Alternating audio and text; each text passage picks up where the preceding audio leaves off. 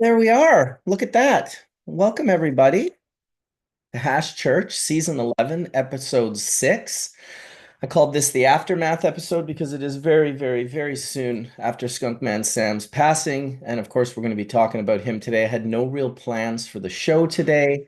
It did kind of give me some technical difficulties again today. It did not allow me to go live on the actual page that I was supposed to go live on. So a little bit of technical difficulties, but we're good to go here. I want to start off by giving a big shout out to our sponsor, Heritage Seed Bank.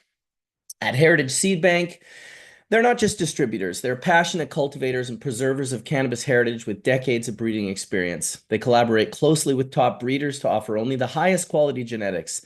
Their goal is to empower all growers with access to the world's best genetics knowledge and support, ensuring cannabis remains diverse, potent, and most importantly, accessible. They pride themselves on ethics, integrity, and transparency, and working only with reputable breeders for ethically sourced top standard seeds. They offer exclusive, hard to find cannabis seeds with unmatched customer service, including fair pricing and accurate information. And they're going to ensure fast, secure, discreet worldwide shipping with stealth packaging for international orders, free replacement for poor germination or dissatisfaction, and prioritize client satisfaction. At Heritage Seed Bank, they build lasting relationships supporting growers and upholding the tradition of exceptional cannabis cultivation. You guys can use the discount code HashChurch15. That's going to give you 15% off. And I will tell you, from the short amount of time I've been working with Sean from Heritage Seeds, he's got actual integrity. I was told recently that a gentleman that owns a seed bank was doing some real nefarious shit and hurting women and some other things, and he found out about it and immediately pulled the stock, even though he was going to end up swallowing thousands of dollars. He pulled that stock because he actually does have integrity. So if you guys can are looking for genetics, he's got Lit Farms, Alien Labs, he's got Archive, he's about to have Chimera. So there's another great reason to support that. And now, without further ado, we are going to bring in the whole crew here. I've got people waiting for links. I'm going to invite Collin in real quick, and then we'll get this hash church started. And yes, I'm not going to lie.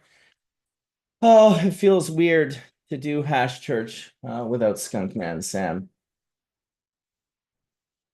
And congratulations to Tom and Kiana, who just had their baby. The Dragonfly Earth Medicine just sent me that medicine, or that message, which I suspect is medicine in its own right. And we're gonna let some folks in here real quick and see what we can't get done here. Let me see. Got to turn those videos on, boys, and then I can add you in. How's it going, guys? What's up, Oh, dude? Be a is that, second. I can Let see me- Robert now. I just can't hear him yet. We're getting close, Robert. You are on Hat Church, bro, but I can't hear you. We got to turn you on. You got the video. We can't hear you. Can you guys hear me? And then Colin and Ryan and Wade all have their cameras off. There's Colin. We're gonna have to troubleshoot with the good brother Robert, who is he's talking, but we can't hear him. He might have to pick his microphone. So shout out to everyone in the room right now. We got 165 people: Savvy Terps, Tara Lee, John Maddox, Ned Denver, Bingo Lombardi holding it down. Boston Deadhead says, get in the fucking cab. Get in the fucking cab now. Right, Boston Deadhead? Be honest. That's what you sound like. And I appreciate you for that. I think I can hear Wade. Yes, Wade is here. Wade is Happy here. about it. Hey there.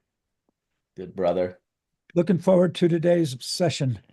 Yeah, it's the aftermath, really. I mean, I feel like I've just been I don't even know how to explain it. It's like run through a tumbler for like a week straight, just tumbled and tumbled and tumbled. I don't have the farm that Robert has in Barcelona or Spain. Sorry, he's not in Barcelona. Wow. To go and hang out with the cows and the oranges. We have to figure out a way to get Robert's voice through. I think Can you you got to hear go me? into the odd. Oh, now I can. Can you hear Now me? I, dude. I, I'm here, you guys. I'm Oh, here. I'm on dude. Hash Church. Dude, this is I amazing, bro. You're I like love probably the person that should have been on Hash Church 10 years ago, and you've just always been holding it down in the chat.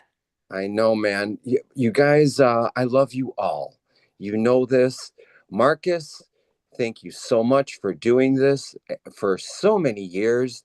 I mean, it's just you guys, we have become a family. You know that? I know that many of you don't know who I am. I will introduce you as me, Robert Lee Carroll, who does live in Spain. I'll give you a real quick summary of me. I came to Spain here partially because I did lose my daughter to growing cannabis, and I feared for my life. I feared for going to prison for all those years, guys, and I had some really hard decisions to make. I came here, and life is very strange. It slams the door shut on you in one way, and in other ways, such as finding David Watson and meeting many of my mentors, such as Robert Clark and others, really helped me become who I am, I guess. And gosh, I just want to share with you guys some of the love that we all shared for Skunkman Sam and his incredible family. Diana and Maya and Haley, and of course her daughter Sienna. My love goes out to you guys big time, and yeah, they kind of welcomed me into their family, so to speak, and I really have just nothing but love for them and for you, Marcus, for really bringing so many of us together is what you've done. I spoke with Marcus, everybody, just a small time back, and I told him, I said, you guys think of Marcus as kind of like a Jesus, and he laughed. He laughed, but it's really kind of true. I mean, we want to all help. We want to all kind of you know give something back, and Marcus, what you've done really is give back in a manner that is really helped all of us come together, even now during these hard, difficult times. I find myself reaching out to some of Dave's other friends whom we've known about each other, and now we kind of have made a connection, and that's what it's all about. That's what David would have wanted. He would have not wanted us to stay put. He would have wanted us to follow in his footsteps. The thing that I had in common with David, you guys, is that I was a farmer, a grower, okay? And David loved to grow. He loved the whole process of farming, genetics, living soil, not just with cannabis, guys, but with all plants, with many vegetables. Sweet corn was a passion of his. He loved tomatoes as well.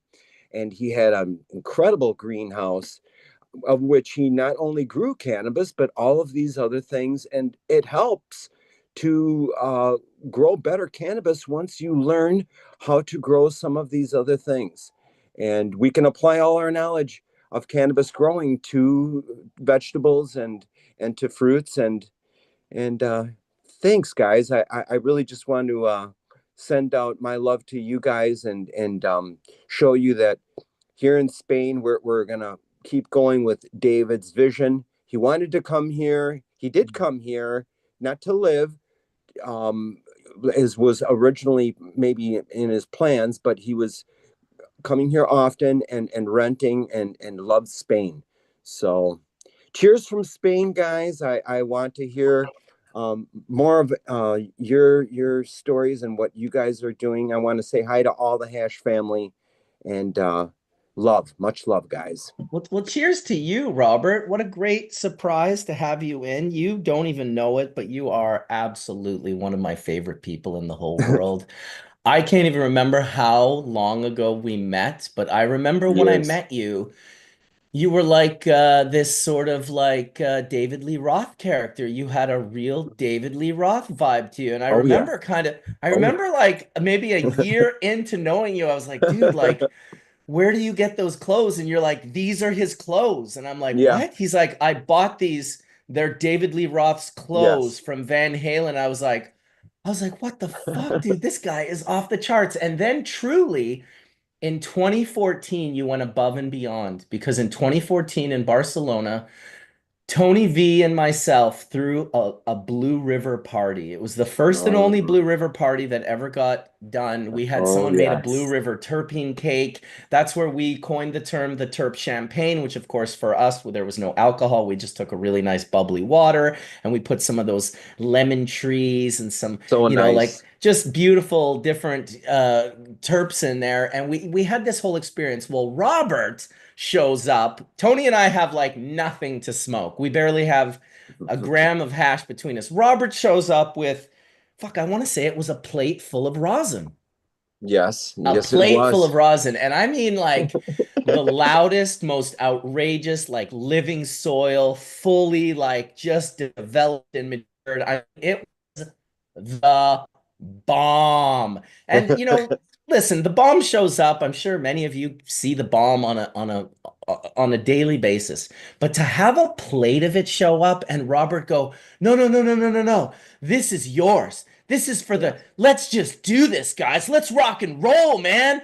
I was just like, "Okay, Robert, like dude, you shined so hard that day, man, and that was Morning. the day How that are you? solidified how I look at Okay. you as a person. I'm always was always so happy to see you at Yeah, Spanibus, yeah. of course. It was an absolute joy Gotcha. to link I'm you on up Hash Church Mobile. with David and Diana. Who's talking there? Is that Okay. Ryan? Hash Church Mobile? I'm on Hash Church Mobile, he says. Oh, I can't see him because I took away the We're going mobile. We are we love you, going with Ryan. Good to see you, nice? man. Yes, welcome, Ryan. You also must be just sort of, kind of vibrating at a very high rate right now. It hit me. It's kind of been like stuck in this whole thing and just trying to go and get it done has really allowed me to kind of distract myself from the reality. Yeah, yeah. Well, And you've been busy. yeah, but I mean, coming home Wednesday night, it was like, holy shit, Dave is gone. Hmm. So I'm having a bit of a bounce back from the other side. I spoke with Robert, which was nice. Yep. We had that weird cosmic connection when shit was going down. And yeah, it's been weird. Like we went up yesterday, Etienne and I drove up to Laytonville and met up with Caleb, and we started distributing the vials. So, so that's good at least. Um, but yeah, man, the reality set in. It's like holy fuck, David's gone. So you got Yep. to try to figure out how obviously we move on, but it's like, damn, it's just such a big change. Yep. I think there's a flip side to it too, in the sense that Dave is not gone, if that, makes any sense. Because I know he's gone, but then I also know he's not gone. Like He's right here. I can't imagine us not talking about him forever. I can't imagine us not thinking about him forever. And then more importantly, like this whole ashes and jar thing of like these ashes, I really hope the people that like understand like this is a real responsibility to get this through to fruition, to make sure that Yeah. whatever plant you put this into, that you pay the most attention to it that you've ever done, because I love the idea of all of these jars of ashes, you know, being shown throughout the community, going into the garden, maybe the picture being, put up of him behind the plant Yep. being grown, bloomed, washed, processed, dried, and then that same jar being filled with the hash from that plant. To me, I mean, I'm not suggesting that's how people have to do it. I'm suggesting that's exactly what Yeah. I'm going to do from the school of Bubble Man and Skunk Man Sam. That's my interest right there. I'm sure there'll be all sorts of cool ways that it comes into play. It is the coolest fucking thing ever that I've ever heard anyone do. I mean, I've heard it before. I took my dad's ashes and put them in his tomato plants or whatever, but this is a man that's going to go out to 100 different people in the community that are going to grow, this beautiful cannabis. And Yeah. it's just so profound and powerful. You can almost like, if it was a movie script, how else could you write it? Like, what else could you write at the end of Dave's moral experience? What would you like? If I was writing the movie and I didn't know the end, I would for sure write, we're going to take Dave's ashes, we're going to give them to all his loved ones and friends around the world, and we're going to grow cannabis because Dave wanted to be cannabis. And he certainly lived a life. I feel like he got closer than any of us to being cannabis. And now here we go. We're going to do it again. And I honestly think it's a beautiful thing for our community, for the elders in our community that have like done so much and put so much out there that it just connects us even further, and it's like, oh, Dave's gone, but yet no, Dave's like here now. Dave's this, Yeezy OG, or he's this haze, or he's this skunk. It's just super cool. It really Yeah, is. well, And I go sent ahead, man. you I sent you 4 photos, and I'm asking everybody that gets one of the jars to do a similar photo. And we're gonna send them to Diana, but it's kind of like it's weird. It's like the second part of the community project. Maybe you can put those up, Marcus. Yeah. Which Um, ones are you talking about? Just so I don't put up the I wrong just sent you ones. 4 photos on Oh, like right now. yeah. Okay. Um, and it's weird because Etienne's been doing this thing, and you have as well with some of the younger guys in this group, and we're kind of bringing people in and teaching them the stories of the past, and passing down the legacy of knowledge that Dave and Rob and all and people like Fred Gardner have left. Um, and so I find something really symbolic in these photos. This is Fred Gardner and Marcy. Fred Gardner is O'Shaughnessy's magazine. He's the journal for cannabis clinicians, I think they call it.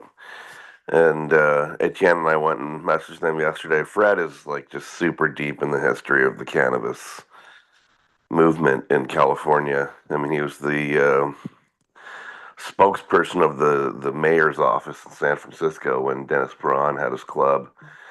And Fred has been just someone that I've known for years through the ICRS. He knows everybody in the research world. And yeah, so he's got a vial here, and if you roll through those photos, Mark, we got like Annie Reichen, this is Caleb, of course, who you met the other day, Pete Young, hippied out here with the dreads, longtime Canadian and U.S. activist. He came up with super cropping. Um, so anyway, it's just and with Annie, it's like you can see the legacy, you can see the these folks all have known David going back, Jesus, what, 30 or more years. At A- least. Annie was Annie Reichen. She was instrumental in the very first cannabis cups coming around and Dude, being. you're forgetting we almost knew Dave for 30 years. When I met Dave and Rob, Annie was just Mhm. a stable part of that whole scene. She was Annie. She was always there. Yeah, and she was instrumental in those first cannabis cups and the first run of cannabis cups in Amsterdam. So it's nice to see ashes going to all these folks, and we're gonna try to get photos of everybody that ends up with some of the ashes, because it's kind of like documenting the roots or which way the waters are running down. Yeah. Um, No, it's yeah, powerful, man. we packed up Market. we packed up a kilo a Dave the other day, piled them up, and yeah, we're dropping them off. So get in touch Did if you. you sieve him? We didn't need to. We didn't Didn't need need to. to. Nice. Of course you didn't. How would of course Dave needed no cleaning up. He was Like he went 90, right, it he, was 90 micron already. yeah, he went right through that 90 micron, no issue. I also want to Dude. shout out to Fletch here, Archive, for making sure that we had access to these. And yeah, it's needless to Above say, and beyond. It's an honor. It's a privilege. And yeah, nothing but love, Diana. We're fulfilling his wishes completely. Beautiful. No, it's the whole thing. It just was so beautiful, and you came up with that so fast, Art Fletch. Like it was almost like Max was just sitting waiting for your call. It's like, what can I do? I know that you guys are homies, like really good friends. I know when you called and asked him this, that even if he was busy and had 50 pipes in the queue, he would have dropped those 50 pipes and he would have made these. And just huge shout out to both of you, man. It's a big deal, man. Mhm. It Yeah, for really sure. is. I mean, I think it was, the important thing to me was to honor his legacy and his contributions, in the best way that we could given the circumstances. And yeah, Max really came through and worked over the weekend. He was actually like just at my house a couple days before, and we were just chatting and as soon as Marcus and Etienne and everybody and Bryon told me that, that was his wishes. I just kind of felt like it was important for, especially with everybody trying to do their little part for someone to, as there's all these things that need to get done, there's someone that needs to step up and take care of little bits and pieces and bring up the rear. And I just felt it was important to play that role and to contribute as much as I could. You definitely brought up the rear, to say the very, very least. Yeah, standing ovation, dude. I know you hate this shit, but I'm not going to stop praising you for it because it means a lot to everyone. And of course, someone was going to stand Yeah. up, but it was Fletch. Fletch stood up and he took up the rear. So, yes, it was Max Poland who blew the glass vials, Boro Josh, who's asking in the chat room right now. So, But yeah, once again, Fletch go didn't ahead. just take up the task from the rear. He pushed it right Yeah. up to the front, and I Etienne know. too. Etienne and his wife. I mean, those three people. This whole thing could not have gone past without them. Um, and I was caught up in the middle of it just because of time and location and everything. And I was able to step up, in person and be with Diana more because of proximity. But like Fletch and Donna and Etienne have just been absolute rocks during this whole thing and helping us get this ceremony and this memorial done. So please, everyone, support those guys. It was Fletch especially, and Etienne and Donna as well. I mean, it was just the amount of work and resources and time that they put in to make this thing special for David and the family. It was truly, truly amazing. And being able to go through such a hard day and look over at Diana and Haley and Maya and just see smiles on their face all day was just an immense thing of pride and privilege for me. Like it was not what I expected. So to see the day come off that way was really, really, really beautiful. And we did this while we were all sick. We all caught the cold, unfortunately, via that Dave had, unfortunately, and we were able to push through. So, Ryan, thank you for being there, for being a rock. Fletch, thank you so much. To my wife, absolutely a stalwart.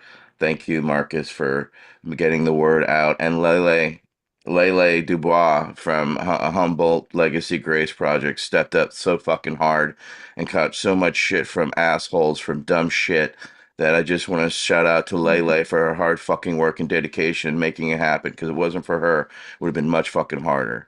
So thank you, Lele and Ryan and Donna And and Fletch and Marcus and everybody who stepped up for the family, because this was all about Diana and the kids, and they had smiles on their faces, and that's all we needed. That's all the payment we needed. So we did the best we could for this man, and yeah, Donna made sure we had these for the family. I mean, it was just all the little things, from the pictures to the flowers to absolutely everything. It was on top of that, it was storming all week in the bay, and somehow we were granted sunshine on the bay on that day, which was absolutely priceless. So, Well, Beautiful. Welcome, Dr. Mark. No, you're not coming Oh, through. can you guys hear me? hey, We can hear you now. Okay. Yeah, sorry, I was my mic was off. Hey He's guys, like, how are sorry, you? my PhD's in chemistry, not electronics. No, it's all good. Hey, Robert Lee Carroll, very nice to meet you. I've seen your chat uh many times in the chat, so all your comments. So thank you. Mark, I don't know if you remember me or not, but dude, I believe that we were partying at one of the Dead shows, man. Yeah, Deer Creek yeah. or Alpine Valley. Yeah, well, name the year. I mean, I don't think I missed a Deer Creek or an Alpine Valley. Eight, 84. Okay. 84. It was Yeah. pouring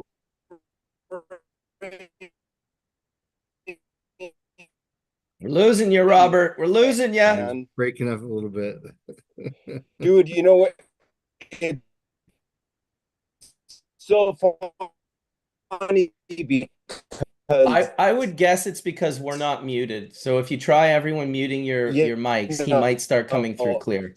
we all made this connection. We all seem to. Are we here? Am I back? You know, Now I I hear don't you. know if it's Spain or what. I can hear you guys. You're perfect again. I think when Dr. Are we Mark muted there? his mic, yes, you're Oh, perfect. Mark, a pleasure to see 84. you, It was man. pouring rain. Always a pleasure, dude. You keep channel, keep channeling. Well, thank you. Thank you. Yeah, it probably was. I'm just trying to remember. So Deer Creek, the first year they played Deer Creek was 89, right? I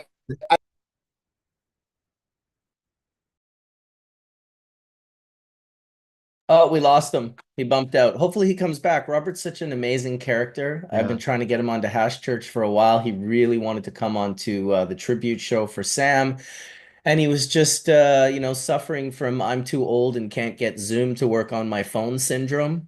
But he figured it out. It's a weird thing getting older when all of a sudden you're like, oh, I just can't figure this out. I can't make this work. Starting to happen to me just a little bit now, but I'm feeling it. I'm feeling it. Everyone ready for a big dab? I'm going to smash this Yeezy OG 6 star to the tune. I love playing with 6 star in my fingers and just stretching it out. It's just the most wonderful thing. I was just You know, ahead of you.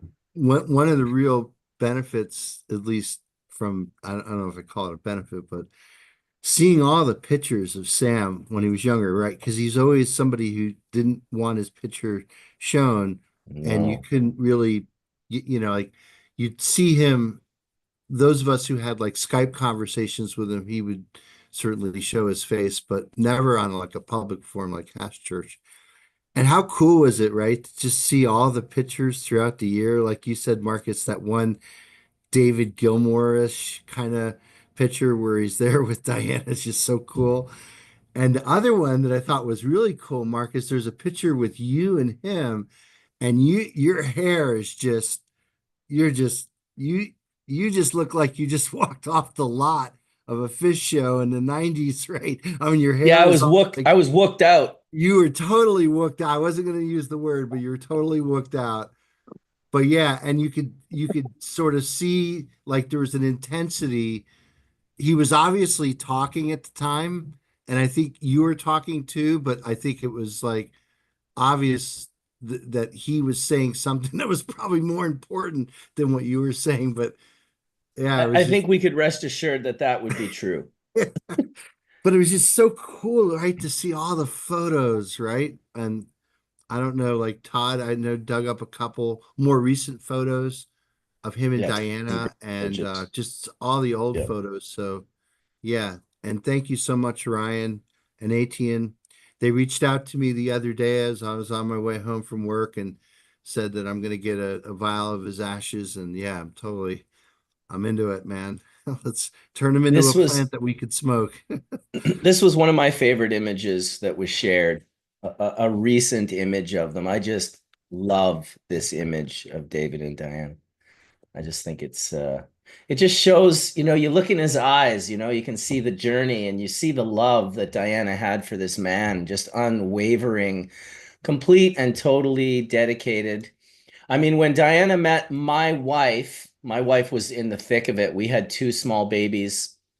We were all staying in Jamaica together, and she really gave her incredible advice, because she recognized, she's like, oh, you've got one of these too. So here's the advice I'll give to you. And she gave Charlene a lot of really good advice in regards to, I guess, how to deal with being married to a guy that's, so intense. I do remember my wife telling me how much she thought she reminded me of Dave when she met him and when she heard Haley and Maya telling stories at the celebration of life. She texted me. She's like, whoa, I just turned it on and I heard Haley and Maya. And she's like, I kind of can't believe how much you remind me of Dave.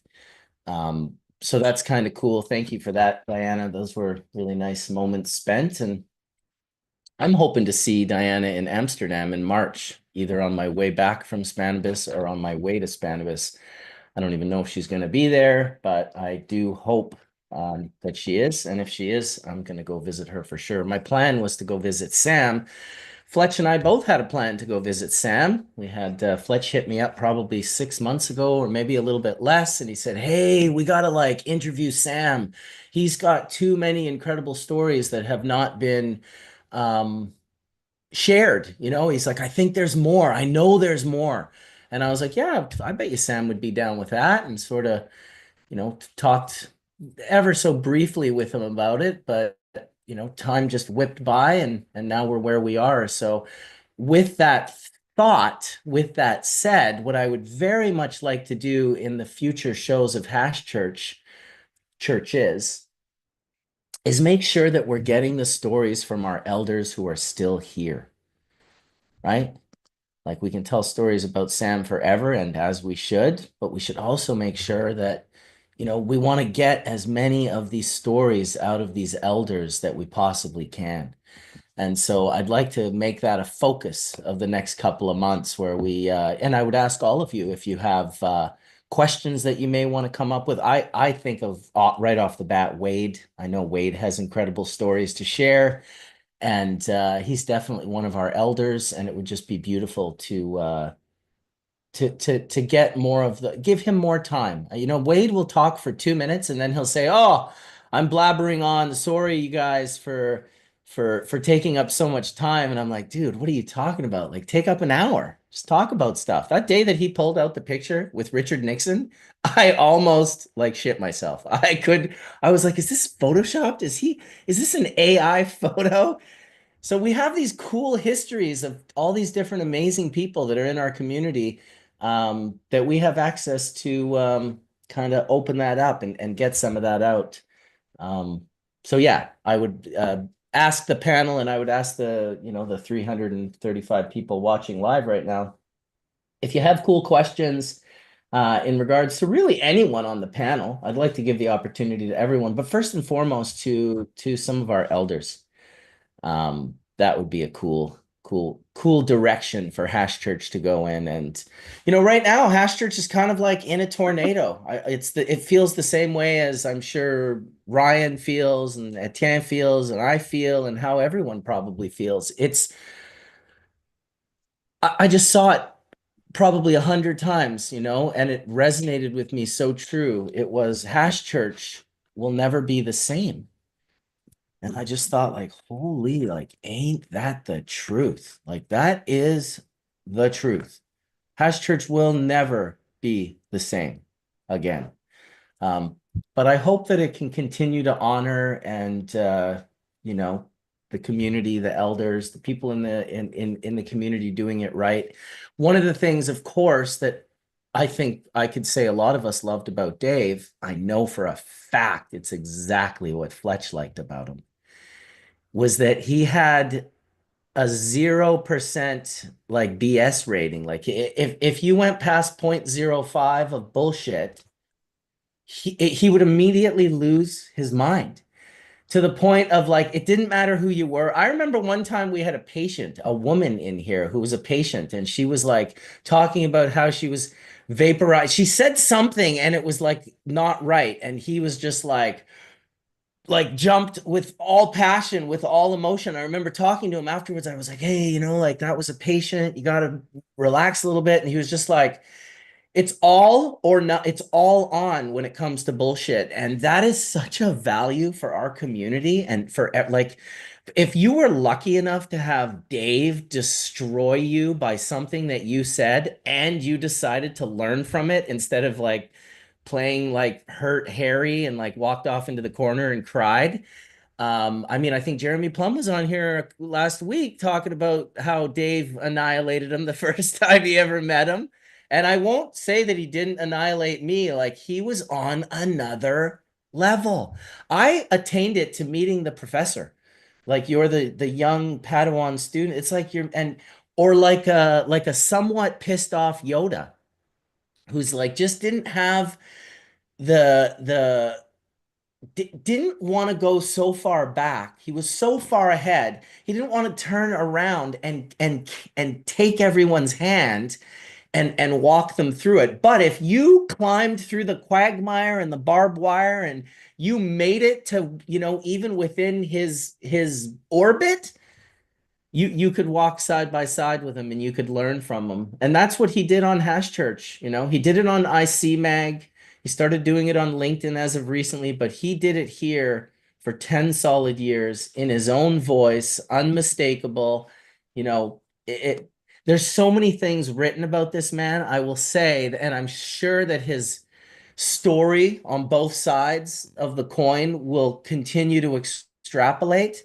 I would urge people to make sure that if you want to hear Sam's words, go to his posts and go to his podcasts where you can hear his voice, because that'll be the most accurate thing you're going to get. And I think that the writings will probably end up they just won't be able to not make mistakes as these stories continue on. And as, oh, let's write a story about Skunkman Sam 3.5 years from now for a new magazine that doesn't exist right now. And I just, yeah, it'll be up to us to make sure that those stories stay accurate. Yes, that's right, Harry Delaney. Bullshit did not pass with Sam. Sam would call anyone on bullshit, which is awesome. What I really appreciate about that is, man, life is short. The only currency we've really got is time, and it's way too short to put up with people's bullshit. And that was kind of what I always got from him and his perspective. And to me, it's the ultimate respect. You're respecting everybody's time here. Let's stop bullshitting each other and let's just get to the real facts and let's move forward. And that's the most productive way to be in life, in my opinion. Yes, exactly. And right when you said that, Browsen to Learn asked this question. Wasn't Sam a little extra hard on Kelly and Josh on their early Hash Church appearances? And right away, for me, I'm like, I think, well, then that shows how much love he had for them. If he was extra hard on the Dragonfly Earth Medicine, it's because he recognized who they were, who they could be, what they were doing, and he respected it. And if he respected you enough, he would tear you a new one. And because he's trying to help at the end of the day, right? well, it is help. It's just a matter. Listen, I fell into the same category, dude. People would call me up on a very much smaller perspective than Sam, obviously. But for bubble hash and selling bubble bags, people would hit me up constantly and they would say, how do I get my hash to melt like yours? And then, for a long time, for years, I'd be like, well, it's not, you got to get the good genetics and but I could tell as time went on, I started becoming salty. In particular, I'd be real salty when I would tell people exactly what they needed to do and they would ignore it, because what they needed to do, which what they need to do, Archive, they need to spend the next 20 years learning about the symbiotic relationship of mycorrhizosphere and plants and soil biomes and expressions of the plant. And you have to go down the rabbit hole. Like, yeah, maybe you got lucky. Maybe your dad was an awesome tomato farmer and he showed you a few tricks and the first cannabis. It does happen. Some people plant cannabis for the first time. I wouldn't be surprised if some of the people on this panel were those people and get fire. Like I've grown 6 Star a multitude of times, I don't really think of myself as a good grower, I'll be honest. But like I've killed crops. I've had plants where I planted them and been like, oh fuck, I just can't take care of this. I don't have the time and the energy. But I've also grown six star. And for those that haven't, if you're lucky enough to grow six star and you buy bags and make six star hash, well, wow, you just hit the lottery. But for the rest of the world, it's this long journey of like, okay, do I just take my mediocre bubble that's like sand and doesn't melt and press it into rosin so I can appear to have the flex I've been looking for? Or do I do the fucking work? Do I head down the path? Do I learn all about these things? Because I would always tell people you have two options. You can hone your olfactory into a fine-tuned machine that allows you to find the fire from growers out in the world, which is more what I do. Guys like Nick T, Matt Rise, that's what we were doing. We were finding the subcools and the fletches. And when you find those guys, they've already taken care of 95% of the work. So thank you for that. And then all you have to do is really take care of the variables. I think you'd agree, Colin, maybe an hour and a half. Okay, maybe if it's a big wash, it's a 5 to 7 hour variable timeline versus the month variable timeline that they just went through to grow said exceptional resin.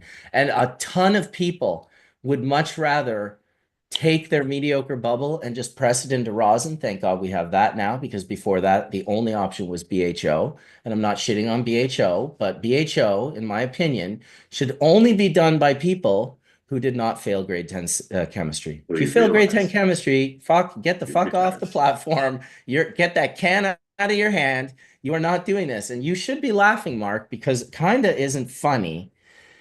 Let's just leave that to people who know what they're doing. Invisible gases that are like counterintuitive and heavy and like float down to the ground. People don't know that butane's all pooling on the ground, just sitting 18 inches above the ground, hanging out around their knees and stuff. They have no idea that when it bursts into flames, it's going to melt your clothes under your skin. So that scared me when that was the only other option to mediocre flour getting turned into mediocre hash. I was like, how do I turn it into dabs? That was the obsession. And in my opinion, that's really what drove the popularity of BHO. Its ease, its quickness, and the sheer amount of mediocre flour that needed to be turned into dabs. Now, But today, It's go it's ahead. profitability. It's profitability as well. let's Very profitable. That's why they liked it, because he could take all the shit no one else wanted and turn it into cash. And that was the majority of the operators in the BHO scene. I think Yeah, it's you're not still that wrong. way today, commercially, like if you really think about it, it's stuff that has to go to either remediation that needs its own remediation, right? That should go in the trash. That shit should go in the Yeah, I trash. mean, yeah, and that's the thing. That's where I think there's this like conversation around commercial cannabis that like, oh, the test or this or test or that. It's like, no, you don't have the right tool chest and you're not pulling from it and understanding that agriculture is very difficult. And yeah, there's standards that you have to abide by, but that means that your game has to be on, and you have to learn and progress and make SOPs or get your team together and the supporting departments around that. It's a real interesting thing, like we've all fallen into this, we fought for this idea of legalization and now we have this regulation, which is fine. It's just it's a big conversation. It's an evolving one, right? Every state has it and they're slightly different. So it's really interesting. In terms of hash making, it's a challenge for a lot of people, but I welcome a good challenge, it's kind of what I love about it.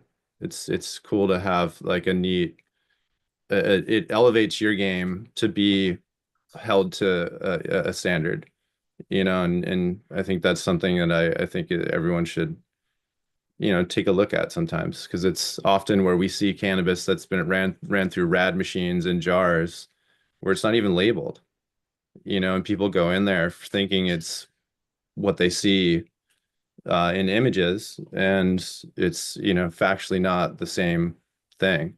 And that I don't think that's why any of us are here. We don't want to be remediating our work, right?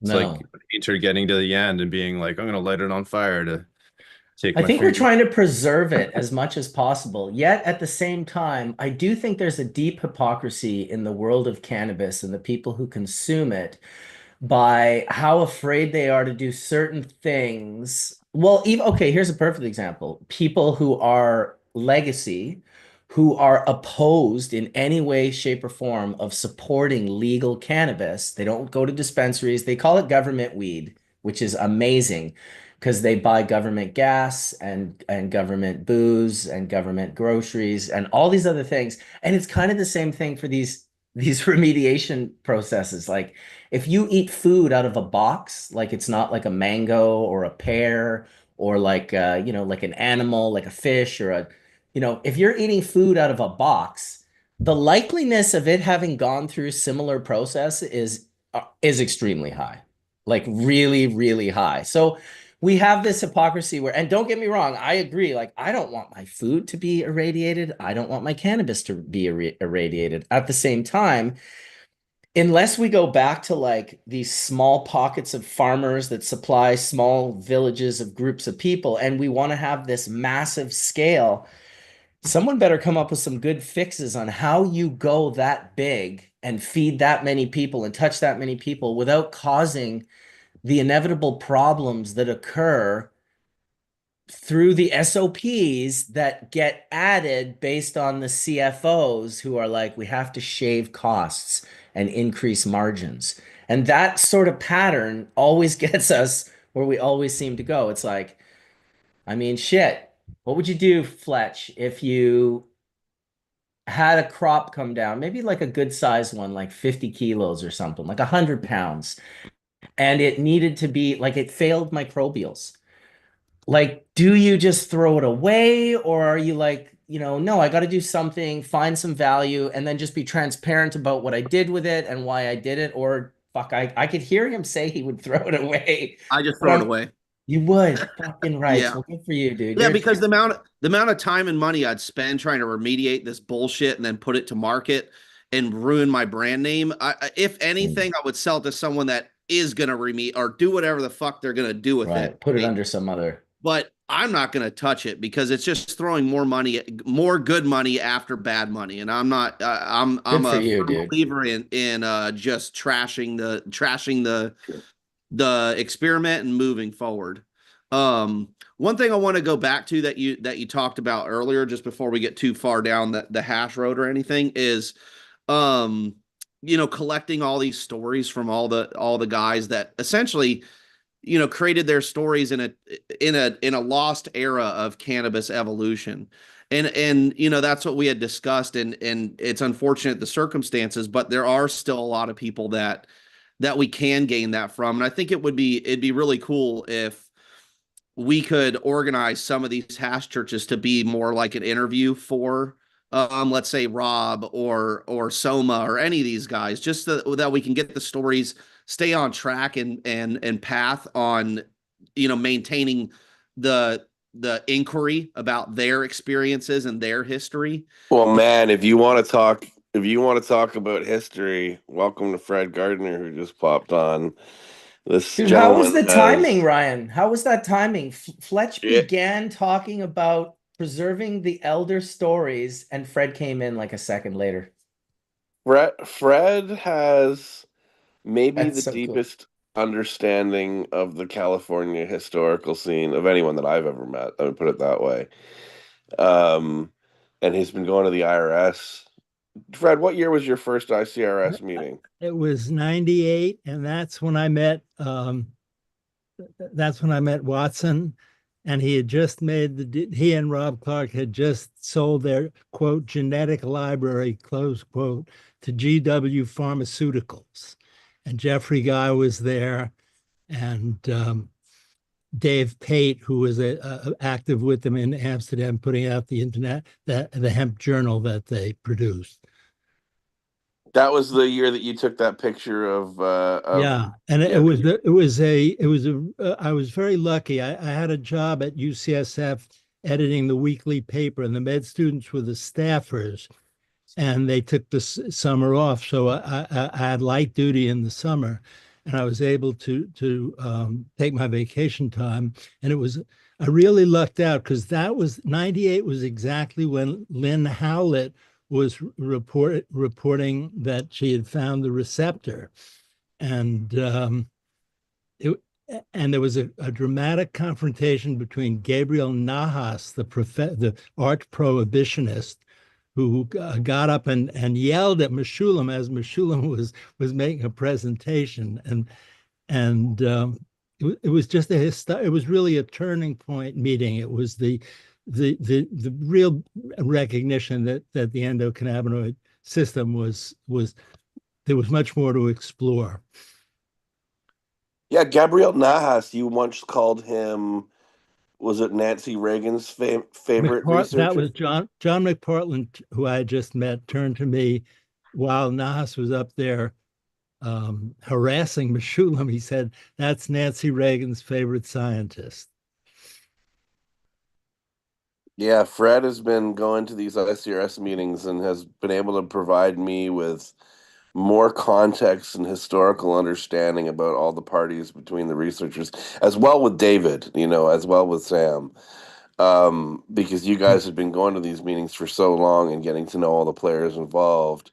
Gabriel Nahas was Reagan's, was he the drug czar at the time? Was that He correct? No, he was a professor of anesthesiology at NYU, and he turned out books, and he was very active. And at one point, there was a scientist named Paul Consroe, who had done a study in Brazil that showed CBD had strong anti-seizure properties. And Nahas immediately published an article in a prestigious journal saying that yes, there were occasionally some positive effects, but they were vastly outweighed by the negative effects. And he just within the scientific community, he tried to squelch the early evidence of CBD as an anti-seizure medication. That's Fred, wild can that you you give us dropped that name. Sorry, Ryan. I haven't heard the name Gabriel Nahas. Like, didn't he do like some sick, like, didn't he do the monkey studies where he basically suffocated monkeys to yeah, death with like the amount that would be like you putting your lips on an exhaust pipe or something? There was another guy at UCSF named Reese Jones who did those kind of studies. Jesus. And the dosages they used were outrageously high when they were, to show negative effects. Had nothing to do with any consumption. Even a heavy user like Dave Watson was, using only a fraction of what these guys were so-called experimenting with. It was a racket. I went. listen, I Etienne's pushing joints in my face and making me feel like a monkey at the moment. Lucky Fred, you. Fred, can you give us context about how, I mean, we're talking like 94, 95. Peron has the club in California. 215 is a new thing. You were That was working not. at at the San Francisco mayor's office at the time, were you not? No, I was at UCSF through 99, and then Terrence Hallinan was the DA, the progressive DA, and Terrence was the only elected official in California who supported Prop 215. And he wanted part of my job was not just to be press secretary, but to help see that it got implemented in San Francisco. And I tried very hard to convince the health department to do some things San Francisco used to be a great flower growing city. There were actually glass houses all over the city, and South City was a big horticultural center. And one of the things that the war on drugs did was they would subsidize the Colombians to grow things like carnations. So the money crops for the flower growers were undercut by by these subsidized Colombian imports, and the flower industry in South City and even as far down as Half Moon Bay really suffered from that war on drugs boost to South American flower production. Welcome, Dr. David Allen, another awesome elder from Hello, the community. How are you doing, Dr. Allen? I'm doing quite well. Do you know Fred Gardner? Do you guys know each other? We I do. do, but we've never met, but I Yes, we submit have. You have. articles to him. We have met David, and I met Oh, your that's friend right. Susan. I met your friend Susan at at the memorial for David, and she gave me some literature, which I put on Oh, my to do. It's on my to do list from you. oh, nice. Thank you. Awesome. Well, cool. Just a Yes. bunch of old friends here at Hash Church. It's really nice to have you both in here. We were literally just talking about like preserving these stories that like you guys have them all and we have some of them but not all of them, and I really do like that idea, Fletch, about doing some special hash churches where we're just like straight interviewing and just pulling the stories out for 4 hours straight. I'm going to Brad pass it has, over to of Wade because he just put his hand up. Sorry, Ryan, we'll just let Wade go and then you can course. say what you're going to say. Go ahead, Wade. Yeah, it's not so old history, but something that I care a lot about and was right in the middle of. Project CBD is a fairly well-known educational organization that would not exist if it were not for the efforts of Fred Gardner back when I learned about CBD, because when Harlequin happened, I had no clue what CBD was. And Fred directed me to basically 2 years of education, going to various medical conferences and whatnot, and helped me learn about CBD and what it could do, for example, for children with epilepsy. And I'll leave it at that. And thank you, Fred. Thank you, Wade. Thank you for Harlequin. Helped a lot of countless people. You changed my life, Fred. Thank you. Wow. Don't make me blush. Very nice. Yeah, that's and still changing and helping people's lives. Certainly not over. The Harlequin is out there and helping on the regular. So, just kind of to finish my thought earlier, Marcus, essentially what I'd love to see us do is like, speak with someone like Fred a little bit before we have a hash church or whatever, and kind of just go over like kind of come up with things that we think are important that we could talk about and kind of compile an actual episode that's just as much of a rundown of as much relevant history and insight that we could get, and really focus on one person's experience throughout, even if that's in the future of, like we were talking about, you and I going around and doing it in person, which I think is much more fun and meaningful to a certain degree, but I'm happy to do it any way that we can as well, because I'm sure there's more than a couple or few hours worth of, exceptional info to collect and preserve. Does Well, Dominic Fred is Corleone? also the documentarian who created O'Shaughnessy's, which is a medical papers which kept a lot of us informed on studies and information because that was very specialized information. And Fred comes from a journalism background via Harvard, so he has kept us very informed over the decades. And Fred, we can't thank you enough Oh, yeah. because we as patients, as providers, had our anecdotal experiences in cannabis, and your publishing and your updating of what was happening historically as well as what was happening with regular medical studies helped bring a lot of the darkness into the light for a lot of people and helped enlighten lots of people. So we are forever in the medical cannabis community Absolutely. in Right. debt to your information and spreading Well, of information, because you gave out the hard information that researchers needed, and you gave people like David Watson a platform and published his picture actually, just so that people could further understand. So you're a historian who's continued to make sure we're all educated about what is happening medically, and I cannot thank you enough for I was just taking that I was lead. just a reporter, and it was Watson. Watson was really the educate Watson, John McPartland. We had some great explainers on our side, and Watson. the whole CBD story broke at that 1998 meeting, because that was how Jeffrey Guy convinced the British Home Office, the British government gave him the license to grow in these very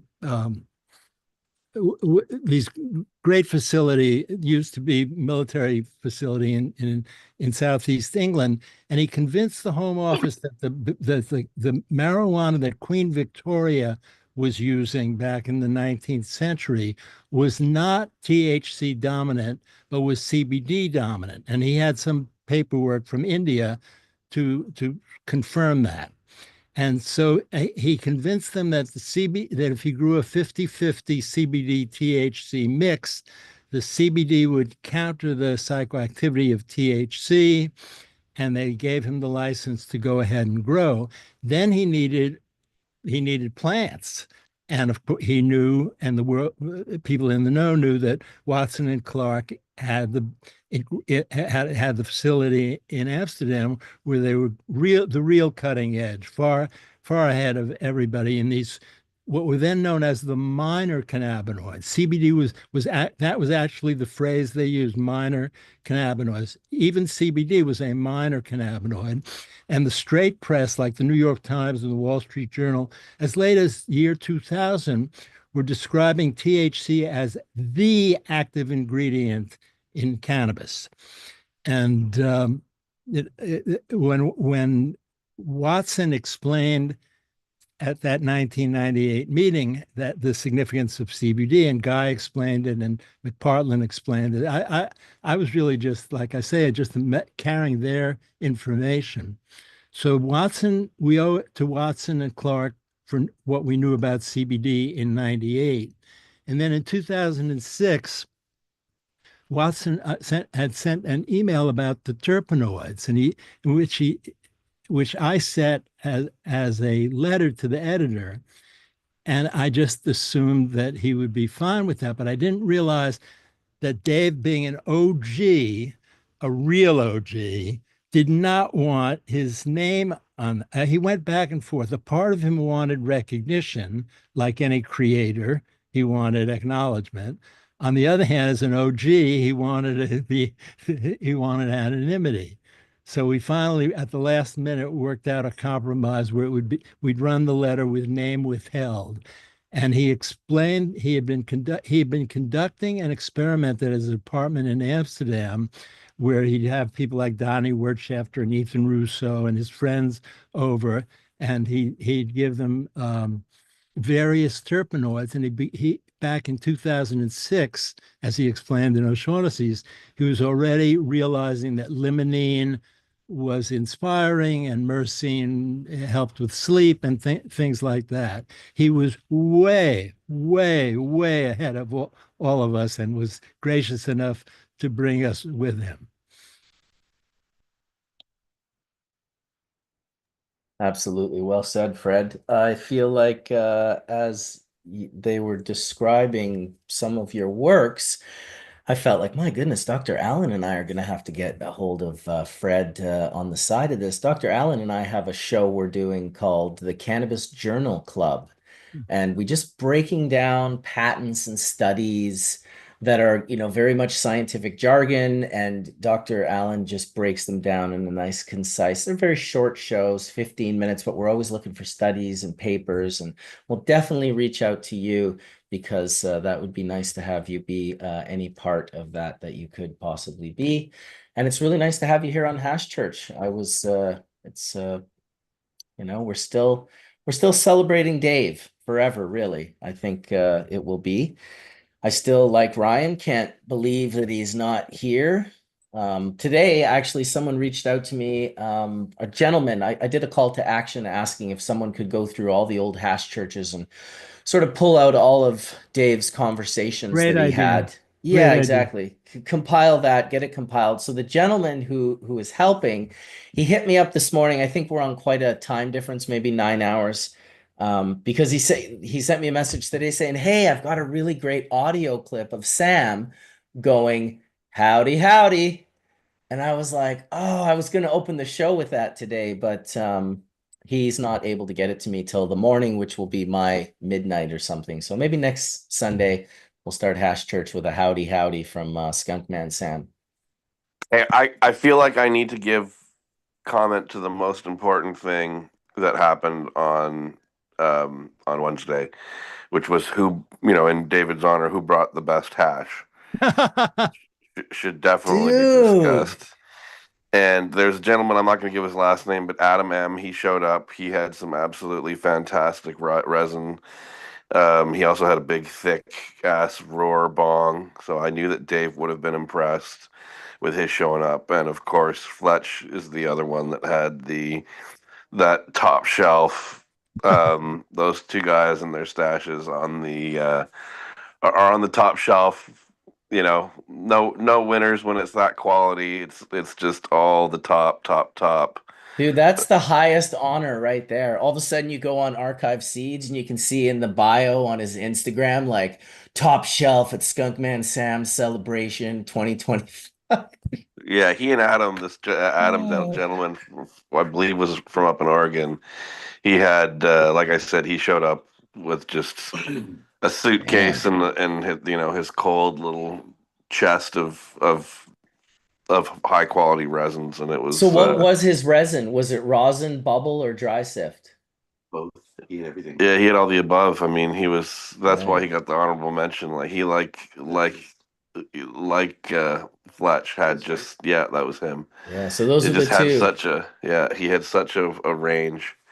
It was pretty impressive. It definitely that was where the night ended up, just dabbing their stashes over and over. It was fantastic. Oh yeah. Yeah, that looks fire. That It looks was where fire Dave. too, It Fletch. was where David would have been, right? It's like he would have been parked right beside those two. So it was you Not in knew the that it jam was right the there. right Keep spot. holding that one up. There it is. I like Dude. that. That looks great.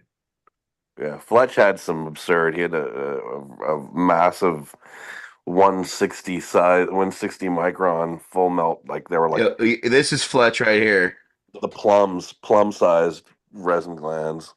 Yeah, that's the dry sift right there that Etienne's showing. And then I have this one strain. It's HP 13 crossed with Maui Skunk Dog. That were seeds that Gray Skull Seeds made maybe probably almost 10 years ago now. I popped them. Mostly HP 13 phenos. That is Skittles flavor pack, that AM10. And it's one of the only strains that I have that consistently, like, I get good yields of 160 micron that is as melty as anything else. There's slightly more contaminant in it, obviously, because it's the higher bag, but the heads are just so massive that, I mean, it's like water pretty much. It's cool to see. I've noticed over the years that there's some select outcrosses that just throw in that range more often, and I'm starting to see it more and more. It's really interesting. Before I never saw it, to be honest. 160 was always just kind of food grade stuff that we put to the side. Yeah, it's mostly stocks typically. Yeah, It's just 100%. even if the strain that you have, I mean, I have one strain. There's a lot of strains actually too that the heads are so sticky that like you try and wash them, you end up with like clusters inside the 220 bag, and you look on the bottom of your 220 bag and it's just gold, and you're like, I'm never gonna get that hash back.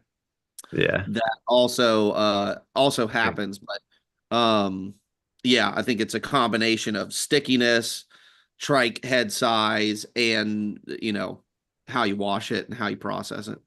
Yeah, you got to get it colder when it's things like that. And they're a little bit greasier. That's why we try to keep we have a range in our rooms for everything that we do, but we like to keep it below 32, but like right 28, 29 degrees. Um, you know, and some of them they require to go lower just because it's like you said, it just sticks. I have a question for Fred. Really pleasure to meet you. It's really is really nice to meet you here. When you were working with Sam, there was a lot of adversity in terms of research that was essentially garnered towards basically harm and in terms of toxicology, you had so many people just constantly together at once, becoming such a large voice. How did Sam seemed to cut right through it, in a way.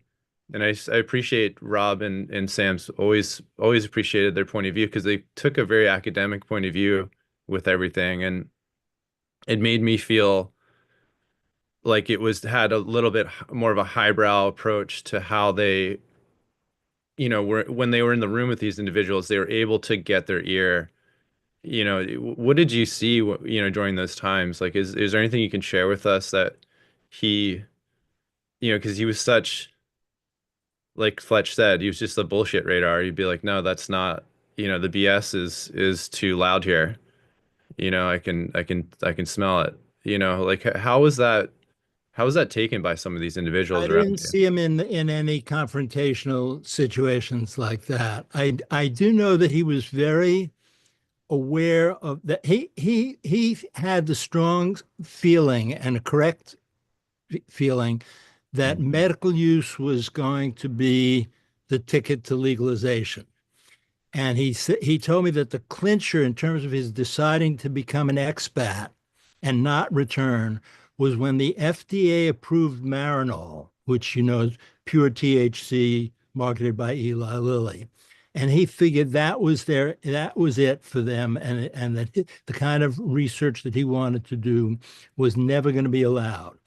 And the other thing that reminded me about his interest in medical use, he was friends with Valerie Corral in Santa Cruz. And Valerie had epilepsy and continued to have occasional seizures. And he was tracking which somebody brought a strain from South Africa, some kind of a Durban strain, to Valerie in the 80s that she found very consistently helpful. I don't think she could get enough of it, but it was the one. And he was totally aware of that and in pursuit of it. But I didn't see him going to the mat with anybody. Interesting. So he was more like, look, from what I'm hearing from you is like, look, I have work to do. And I'm just cliff noting this, and the United States will never allow me to do this. So That's I need to right. find a place. We're lucky enough today, based on that ideology, to go to a new state, right? Like, I went to a new state to find a license to do what I love, right? Uh-huh. He had to travel the world, which is incredible, because I think that's important for us all to note. And so he had a tool chest of varietals or cultivars, if you will, that you're telling us, Fred, that he knew had therapeutic effects, and he was interested in using those as Nailing alcohol. it down and figuring out which terpenoids had which components of the plant had medical effects. That was very much his part of his interest. And Yeah, he didn't even sorry. He didn't even have cultivars then. He just had populations. Right. So he was Yeah, that's taking more these huge accurate. Yeah. populations of seeds that he had collected all over, and hybrids that they'd made in California. Right.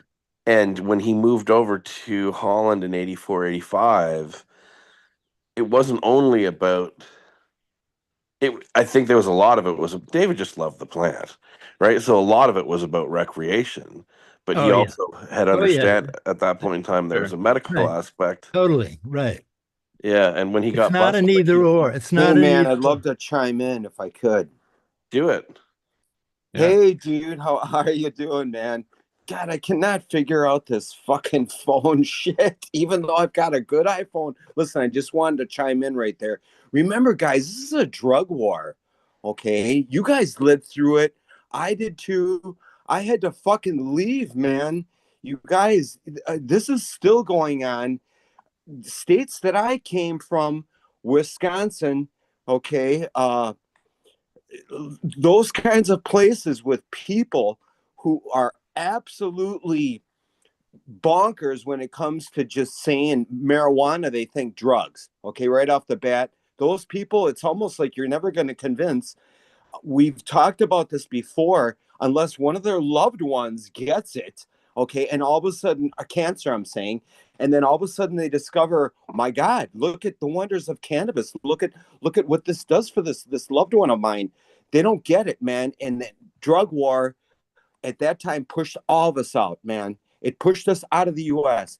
You guys, it's a fucking sad, sad scenario because David would have stayed in California if it had not been for Bonzo, man, for fucking Reagan. Diana knows what I'm talking about. The drug war. You guys remember in the 80s, it was really serious.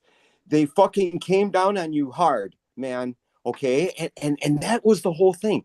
David, you guys said it. You all are saying such truths about David, and I love that so much, man, because you guys we're all here and going forward, and he would love it and be right behind us 100% and say, go, go, go. But what he was, and I talked to him about it. I said, David, you were fucking 15 years ahead, bro. He said, no, no, no, no, Robert. No, 20 years ahead. 20, maybe 25. And Marcus too. Marcus was ahead, but because of being mentored by guys like Robert Clark and by him. And you guys, we're getting older now. You know what I mean? It's like I was ashamed at one point for losing my child, okay? But I'm not, man. I'm mad. I'm mad, you guys, because I didn't get the chance to see my child grow up. David fought for this kind of stuff. Marcus fought for this kind of stuff. Okay. And we believed in it with our hearts. And you guys, the way we're coming together now, instead of fighting, okay, in any kind of way, what we need to do is network because the war is not over. We're losing you, And hey, but thanks, Did you man. hear that? The I war just is wanted to not get that in there. And David would be. That was awesome ending, Robert. You did get it in, by the way. You did you got get it it in, in. by the way. Yeah. Thanks, man. You fought the good fight, brother.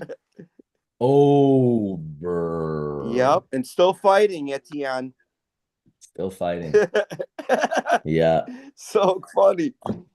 Well, That is I think that's, hilarious. part of the real reason why we should, try to preserve these stories because it can be a lot of inspiration for the younger generations to want to continue it forward. And like you're saying, it isn't over. Truly isn't. No, I mean, I came up in the East Coast New York market, and it's changed a lot in the last even 18 months, and that's something I fought for as a child, and I think, Rikers Island is a real thing, and I think for all of us that are sit here today, I think it was all real in ways that it isn't today in terms of risk.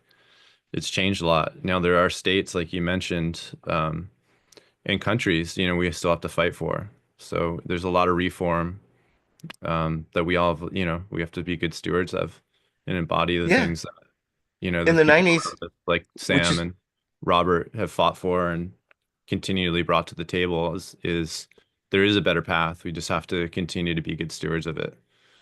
Like yeah, for us, I think it's like cultivation wise, we have to go back to the basics. We have to be really, really good at growing great plants. Like that's been lost. I don't know where along the line we've fought so hard, but we forgot about what that means to us. But it's, we've got to put better medicine in people's hands so they don't lose faith in what we're trying to do, you know. well, it's hiding behind those dumpsters in New York when I was at High Times when we thought we could get high, but no, guys, we have to go downstairs and go behind the dumpsters. And we got to keep a lookout for the cops because we don't want to end up in Rikers for the weekend. So that Rikers feel was real. And it was one thing to grow up reading High Times. It's another thing hang out with the High Times people and you're taking, switch it looks to make sure that actually NYPD isn't rolling on your ass just as you're trying to medicate on the street. So yeah, man, that's we're still fighting, but that shit was real. Dude, that was the first joint I ever smoked in my life. The first joint was behind the local convenience store in my neighborhood. And behind it was a big blue BFI garbage can.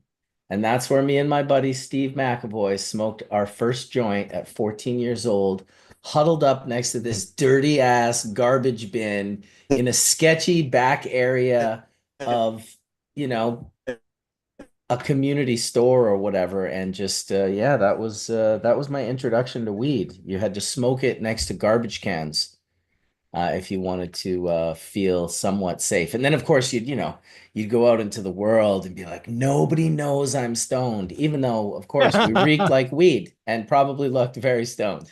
To be 14 and to meet cannabis again for the first time, eh? Now there's a story.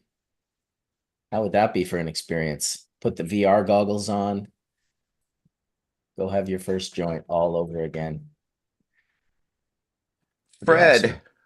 Fred gave an absolutely beautiful speech the other day at David Watson's memorial, and I want to acknowledge that and those that came out for sure. Fred, it was absolutely heartfelt and to the point. And I spoke with you. You also spoke of your loss of your friend, Dr. Todd McArea, who, of course, was my early mentor in medical cannabis, and he studied my Gulf War syndrome and was my first doctor to give me my first recommendation. So you spoke fondly of the loss of your friend because you used to speak to him every day. So, Yes, I did. and he's no longer with us. So, would you like to share a little reflection on your friend? Well, Todd died in 2007. He had been a cigarette smoker for 20 years, and he eventually developed a cancer that moved to his liver. And he, well, I've written about. It's hard. I'm trying to remember the details, but basically, Todd was a very his mother, he was born in the 30s, like 33 or 34. So he's coming of just as World War II is starting. He's 7 or 8. He's got a kid sister behind him in school, and his mother is German born and his father is Japanese born, and World War II is just breaking out. And so they were picked on, really picked on by by American white kids in rural Pennsylvania. His dad was an engineer. His dad, who was a samurai, was an engineer with a job in Trenton, and and they were really harassed, beaten, and chased, and so he had an instinctive. So he was an instinctive supporter of civil rights, and then he discovered when he was in medical school at Temple. He'd gone to Reed, and then he'd gone to med school at Temple. And there's a famous pharmacology text. It's called something and I'm starting to lose my once perfect memory, but the pharmacology text had this reference to marijuana that intrigued him, and he decided to on his summer vacation he decided to go down to Mexico and try some. And from that time on, he understood. He kind of got it that this was a relatively benign herb, and he started collecting the pre-prohibition medical literature. Now, I came of age in the 50s and 60s, 70s, and I had no idea, and my friends had no idea that marijuana had been a medicine used by doctors in the United States of America in the early 20th century, sold as tinctures made by Eli Lilly and Smith, Sharp and Dome and major pharmaceutical companies. And it had been completely erased. It's like I forget like in Men in Black they have that spray, the Tommy Lee Jones has that spray, and that you forget what you just saw. Yeah, the light that they And shine in your. that light, that's our culture is like that. It erases memory. And I thought I was had a decent education and wasn't a square, but I had no idea that marijuana had this history of as medicine. Zero. And what year was this? Just so we can get some context Well, on that. Todd understood it in the 50s when he was in medical school, and I didn't really get it until the mid 60s. I thought it was just a nice thing that happened in your mind. I had no idea about its anti-seizure properties. I was interested in the science side of the story because I had a son with epilepsy, and he didn't want to be. I never made a point of it because he didn't want to be identified as a patient. When ASA came in and then the patients were for the patient, well, a lot of young men don't want to be defined as patients. They want to be defined as what they're interested in. And so I kept him out of it. But I was really trying to get at medicine for my son. Because if you've ever been with somebody who's had a grand mal seizure, it's one of the most terrifying, and you're holding, if it's on the sidewalk, you're holding their head up so they're not smashing themselves against the sidewalk. And it's a desperately needed medicine. So given that personal interest, I stayed in very close touch with Todd. Todd also, my wife Marcy gave him some good help. He had a little daughter and was Todd had been divorced 5 times. And Dennis Perron used to say to him, Todd, you can get laid without getting married. You don't have to get married to get laid. I can introduce you to women and you can get laid.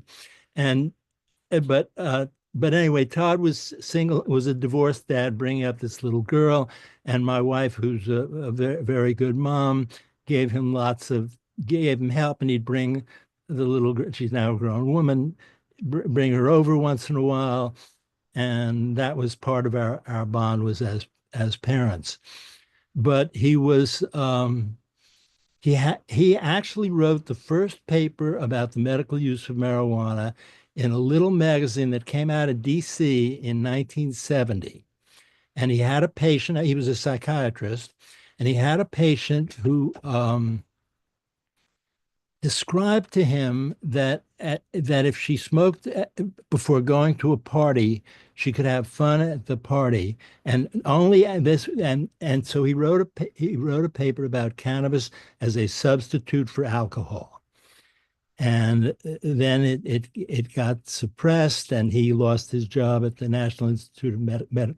He realized they were using him as a kind of spy to go into places and report back on who had marijuana. I should send, if I've written about Todd, and as you may know, once you've written about something, instead of talking spontaneously, you're trying to remember what the fuck you wrote.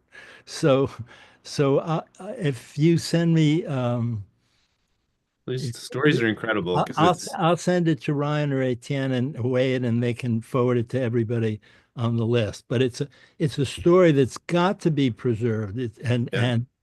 I just, while I'm talking incoherently, Todd thought there was a crucial point in 1998 when they handed the research over to the CMCR at UC San Diego, and the UC San Diego was committed to only using NIDA marijuana for their research. And Todd said there was some wording either in Prop 215 or Todd said we have to do research with the marijuana that Californians are actually smoking. That's what we need to understand. And he lost that fight. The paid agents of George Soros, who had usurped the movement from Todd and Dennis Perron and their allies, they were in bed with the San Diego crowd. They thought it was the toward respectability. But that San Diego crowd to this day, they're pushing cannabis use disorder and research into harms. So more of the same in terms of the narrative that has plagued, you know, Yeah. the time that, you've had with this and also us. So it sounds like there's others in the mix too, is there any, lineage, and because it's a very linear timeline, it seems, to, from that pivotal point you mentioned in 98. When do you think there was a real turning point, not only in California, but just in the general consciousness of a lot of these people that were saying no, or perhaps maybe some of them never transitioned into believing that there is medical benefit? Is there anything you can speak on with that? Well, it was a step-by-step process. One thing I'm starting to realize is that the pharmaceutical industry has they're not to be underestimated. They they have brilliant people working for them who really understand how to minimize the acceptance of marijuana as medicine and the safety of marijuana. I think a lot of I think they've allowed the mess that the industry is in. I think they've allowed it to happen, have wanted it to happen. Um, I sort of lost heart about 9 or 10 years ago. As the political movement was being dis disappearing behind the industry and the investors and the profiteers. I started writing about other things, but in the last little period, Etienne and Ryan and David's passing, I've decided to roll up my sleeves and get the story out as best I can. So I'll start by mailing you some. Like I said, it's easier for me to send you what I've written than to try to remember how I put it. Hey, Well, I Fred, appreciate that. Fred, Yeah. being at UCSF, what can you tell us about Don Abrams and how important his work was in not only, I guess, Here we medical go. cannabis? Okay. Well, I Donald, thought just because he mentioned he was at UCSF, yes, it's No, I listen, think these are the questions, Mark, and it's so important that you Donald, are well, chipping in. Fred knows everybody, so thanks for Fred has Donald. this. Yeah, go, go. Donald Abrams is a hero in our story, and Donald, my instincts are radical, and Donald Abrams' instincts are not radical. They're liberal, and he can take his time. And he got in 1994, he wanted to do a simple study about, I think it might have been appetite, very simple study, and he got turned down by Alan Leshner, who was then running NIDA. And I asked him why he didn't. Could I write about it? Did you want to protest this? He said, "No, I want to apply again." And for him to wait 2 years to write another proposal was like it was hard for me to realize that there are people who are calm and who understand how things work. Um, he he was. We've kind of forgotten, and some of you guys are young and don't really remember the terror that AIDS brought to San Francisco and other communities where it was rampant. And there was a decade from the early 80s to the early 90s when people you knew were just wasting away. And the obvious benefit, the most obvious benefit of marijuana is the munchies, appetite. And for wasting syndrome, it was a perfect treatment. it restored appetite in people who had lost who couldn't hold food down. They were nauseous. With marijuana, they could eat. And that was the single biggest and most dramatic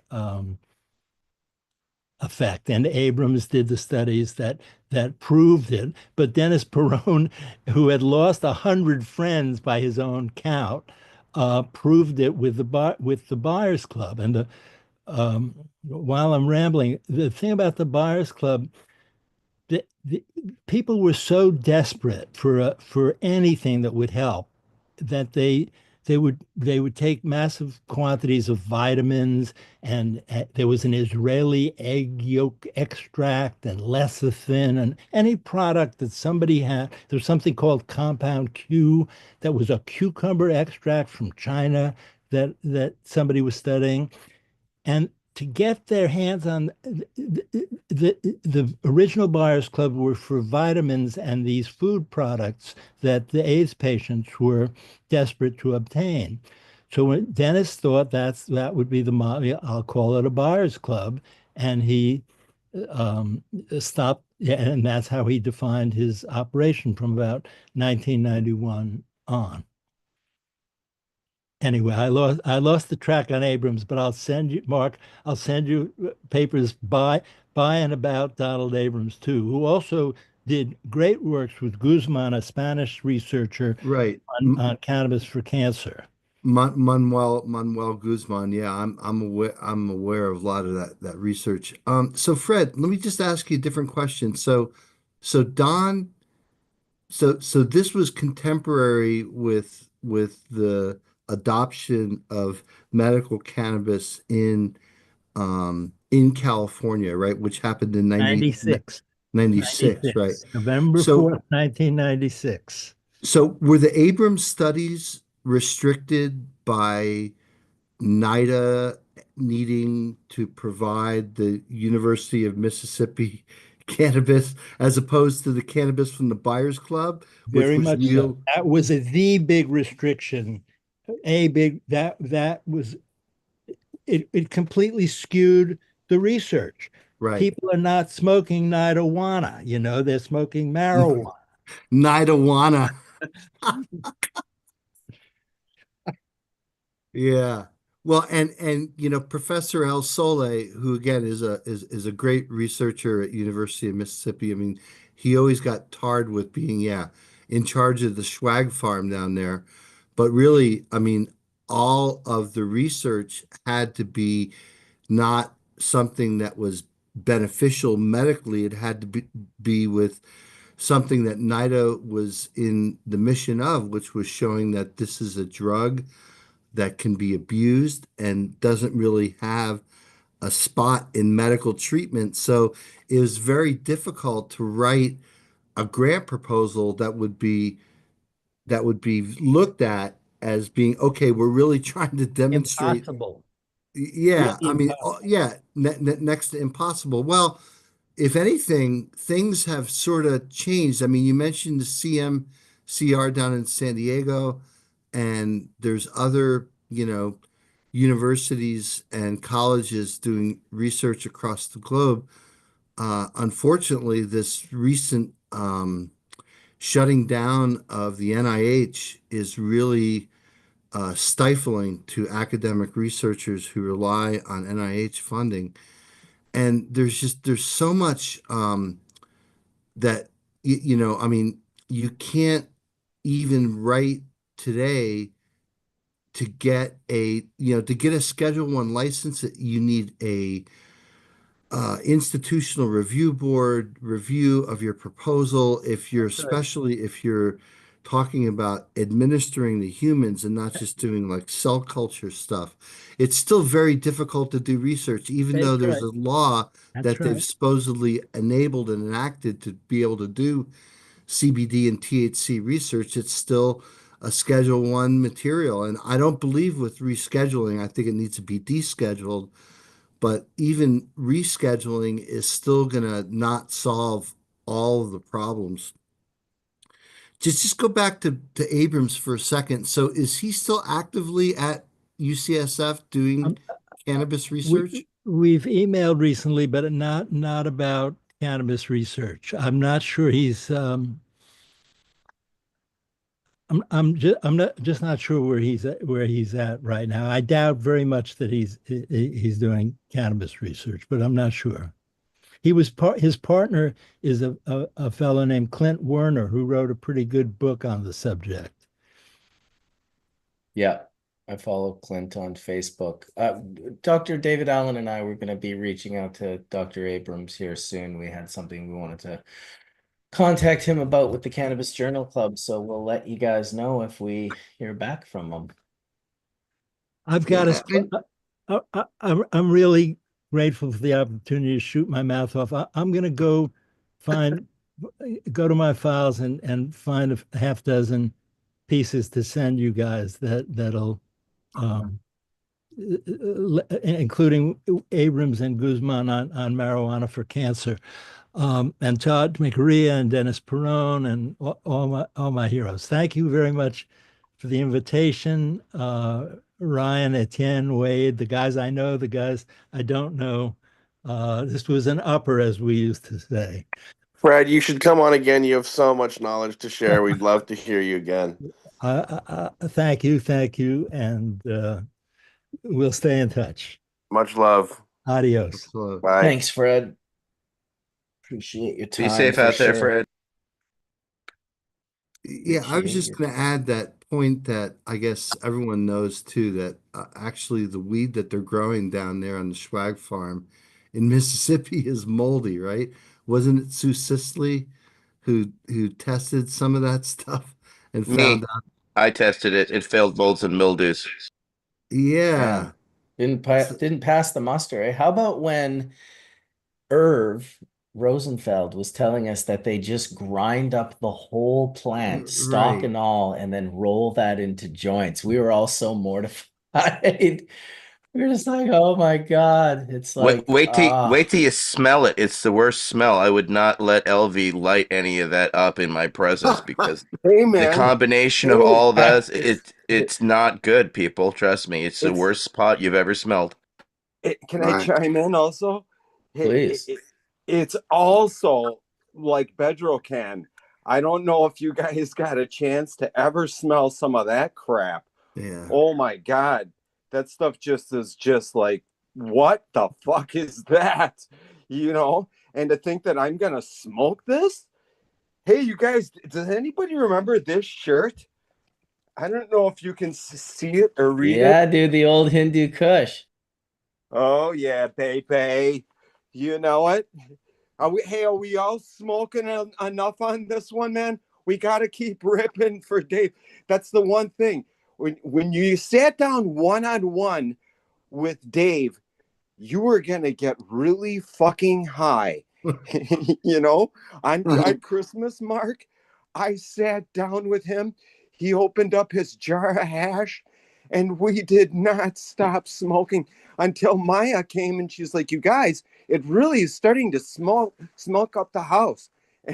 And that's how much you knew Dave loved Maya and his family, because he's like, okay, and we opened up the windows, man, and I think, as all of you guys know, at one point or another, we're usually forced out of the house on the holidays or whatever, and we'd have to go hide and smoke our bowl. Hey, Dr. Allen, I love seeing you, man. I respect you so much. You know, my name is Robert Lee Carroll, so there's a little bit of Southern in there somewhere. And you know, my dad loved history so much, and that's why I'm named Robert Lee. And my family does go back and go to the South, but steel heels.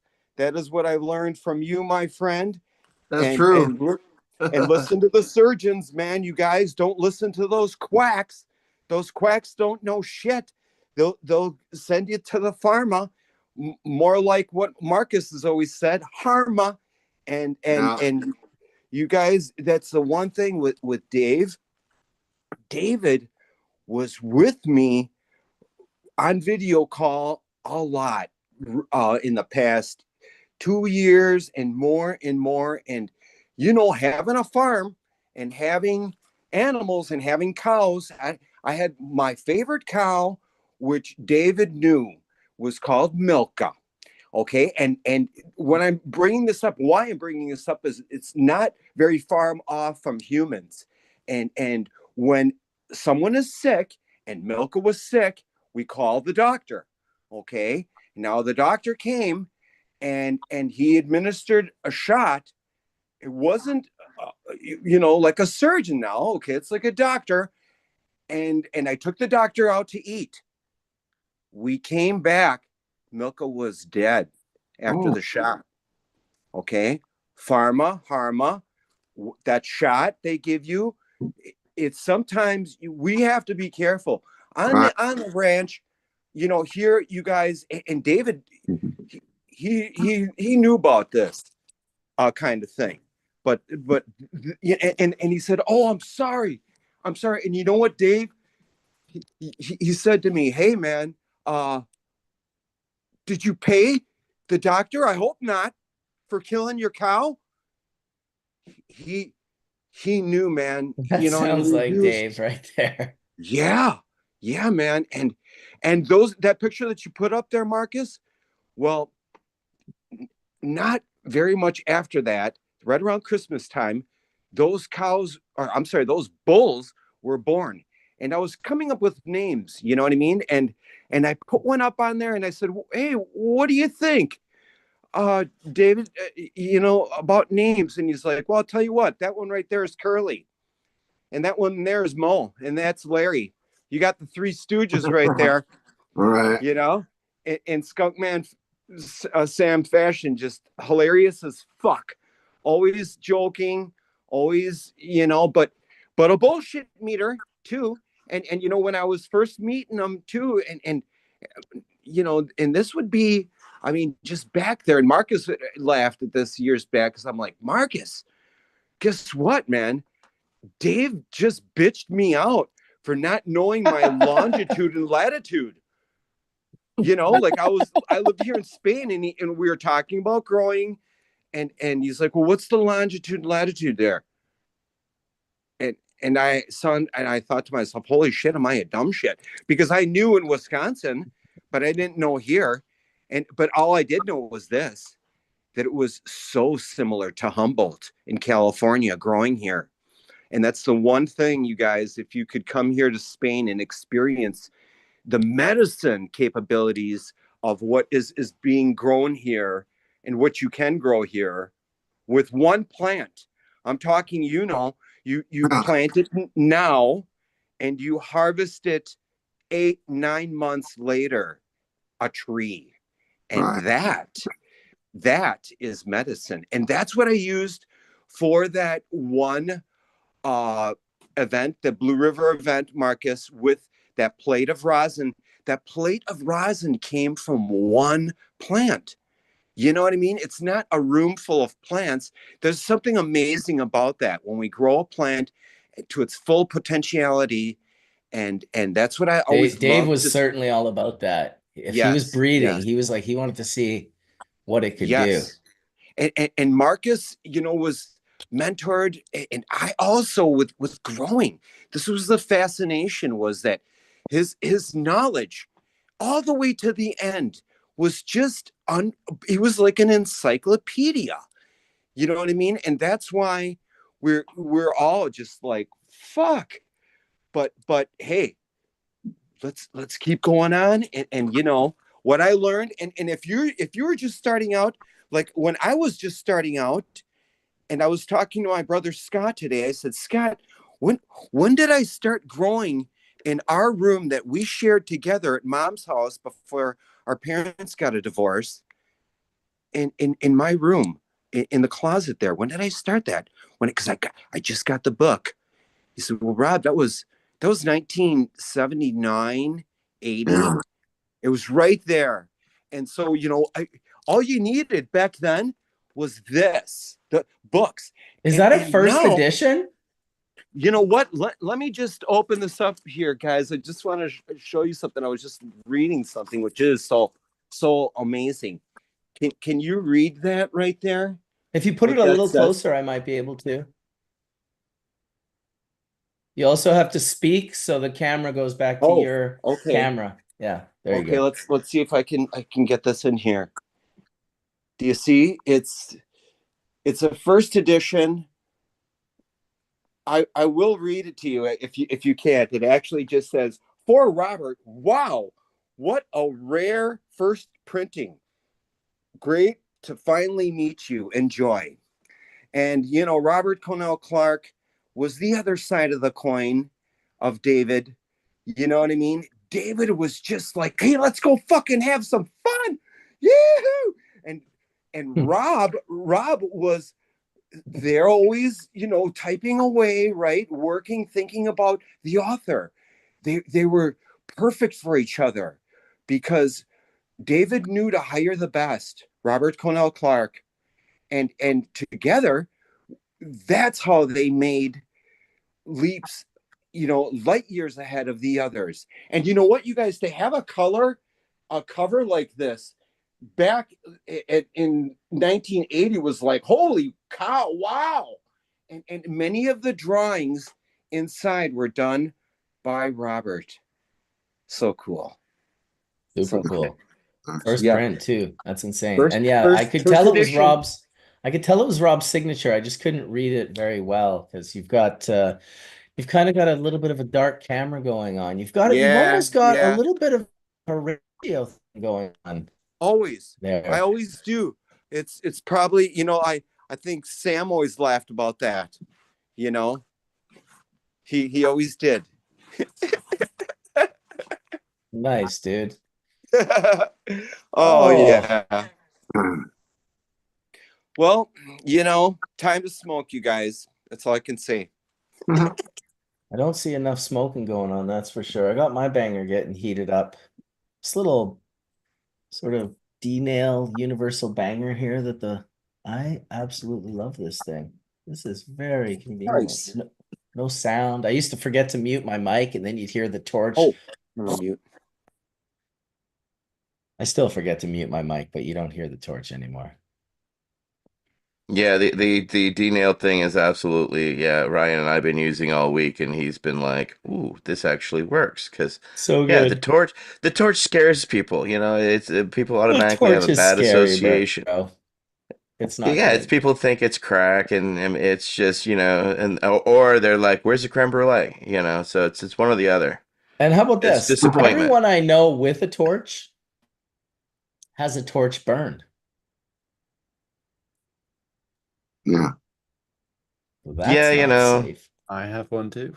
I've definitely burned myself with my torch. Oh my God. The old reaching over with the bare arm, like branding yourself right on. It's like, That's the stuff, man. Yeah. yes, it happens. It's It it's the happens. hearing it before feeling it's the worst part. Hey, how far are you, Dr. Allen, from where they grow that Mississippi weed? It's up north about 3.5 hours. I've been there before. They won't let me visit. It's not open to the public. And I But you went there anyway? Can't imagine why. Yeah, I called Dr.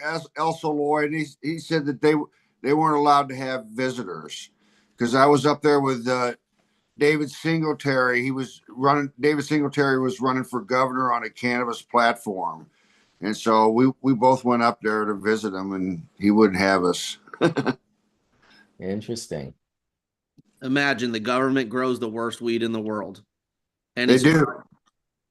Any surprises? Paid for by your tax dollars. Yeah, I remember Like reading just about an everything article. else they do. I remember reading an article about some cannabis people in Canada were asking to get some cannabis from Mississippi, and it was so bad that they couldn't even use it. And they returned it, I think. Ooh, It almost didn't qualify as marijuana. got those paraquat terps. Yeah. It's David, cannabis adjacent. I think that's what the Mississippi marijuana is, It's marijuana light wannabe. I curious have a what they're actually suggestion for a growing. show. What's your suggestion? My suggestion for a show is it would be, now's the time. It's different times now. You can ship seeds all over the place, clones, the farm bill and all that. And hemp is actually maybe more important than marijuana in some cases. And so now that we could get seeds sent from everywhere, maybe we could take a collection up for Dave or maybe Wade Laughter or somebody and get some money together and pay people in different cities to go here. We're going to ship you a box of seeds. Go plant these. Overgrow the government and the cartels.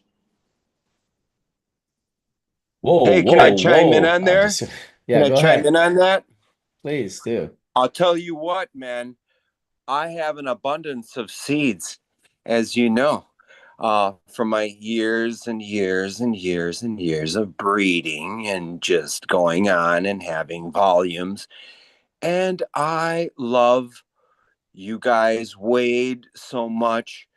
Josh and Kelly and all their ways of just vibing and I want to contribute seeds. So I am willing, if we can kind of figure this out, to have a large portion of seeds. I mean, hey, you guys, let's face it, let's say like a half a kilo of seeds, nice seeds could go a long way. Dave would love that shit. Okay. We'll and never and stop so planting seeds, that's for sure. I think it's yes, always a that good David idea to Allen, that is plant but genius. seeds. plant good That seeds. is Let's genius. let's Yes, not plant good plant seeds. crappy weed. Okay, we've got No, enough crappy Rob, weed growing. Rob, So Rob that's definitely right. has good weed. no, I no, no, will no. say that. I'm not Yeah. talking about Rob. I'm just trying to say was we were talking Hey, about like the Etienne. University of Mississippi. Just so you also know, Robert, I did speak to Suman from the University of Mississippi, who's apparently overseeing the grow now. I saw him at the USDA's Germplasm Institute in September, and he swears that they have a 22% THC in the ground at the Oh, University I of believe it. Mississippi now. So I I look believe it. forward to Things have seeing it. changed.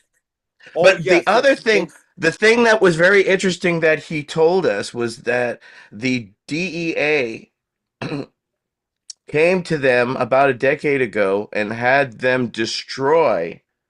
They actually cataloged and then took it oh down to yeah, the incinerator and destroyed their catalog of cannabis that they had collected from the 60s.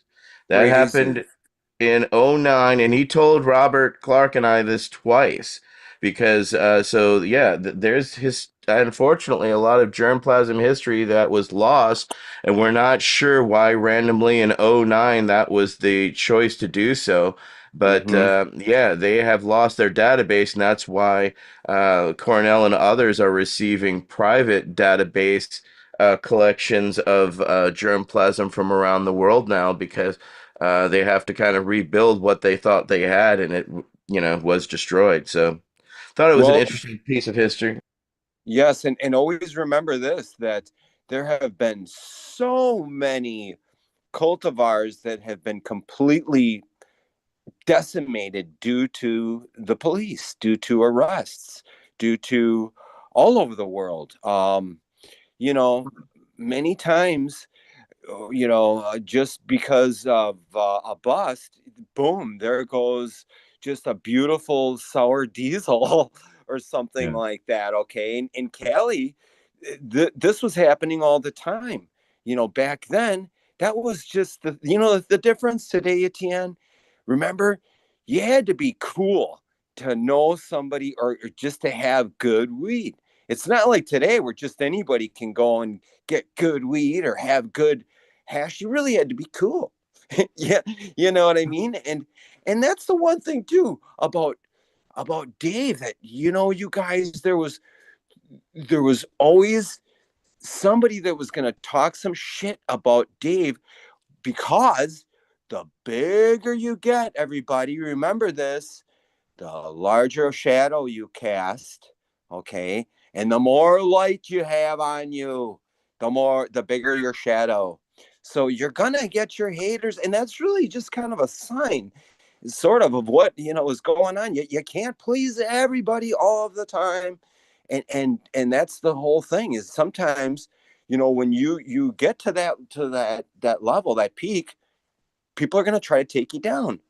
And that's what's sad, is kind of like I came to this with a hippie mentality, you guys, because really, honestly, and it's not only with cannabis, because it's illegal and we come together, but with businesses, let's say, okay, with GR, and shout out to him, man, for his lights.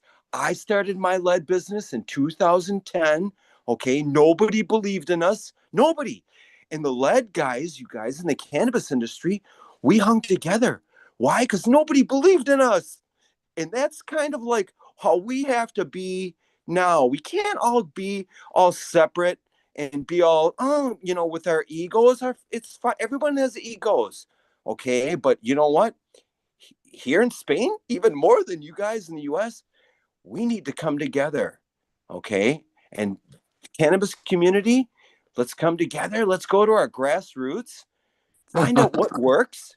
Yeah. Yeah. Etienne, you formed many of the early foundations there in Cali, and all your work now, man, man, you got a team because you did it, and gosh, you guys, I just think we got to keep plugging. We got to keep going.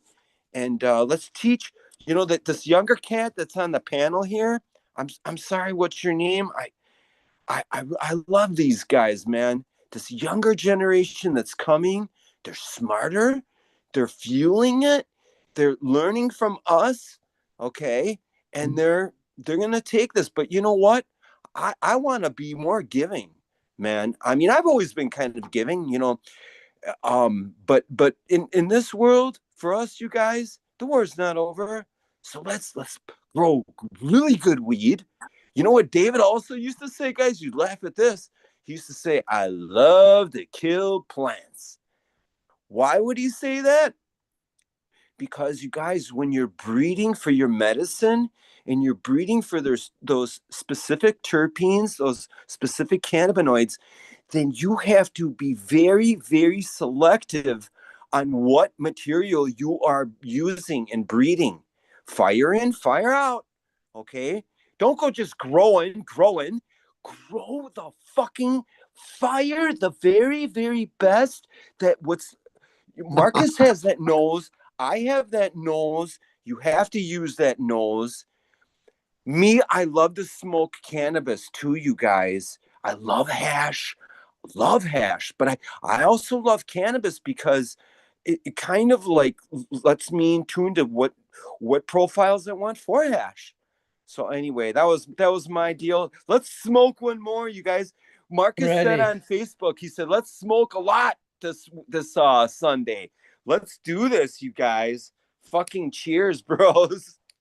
I'm ready for a Thank you for that, dab. Robert. It's awesome, man. Robert's passionate. Such a Oh good dude. yes. I'm gonna, you said let's come together. Well, I'll be in Spain for Spanibus next month. And So cool. we can come together there. Anyone else that wants to link up will be at Spanibus. Come check Yep. us out.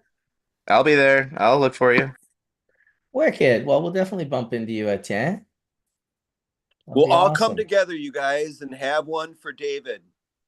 Our Absolutely. special link there. I'll have to hit up Bobby from La Calada and see if he can put together the private room again because I just don't want to expose myself to so much tobacco this year in Spain. Oh my God, dude, we have to be careful. We have to be Yeah, careful, I can't do dude. it, And dude. oye, y yo hablo español, así que It's so para gnarly, man. todos nuestros amigos en España, eh, os queremos mucho y Márquez viene a Spanavis a veros todos. Así que para mi familia española, para Oil Hunters, Faisal, todos a vosotros, Spain, here we come. Much love to all my people here in Spain, you guys. Spain has great resin.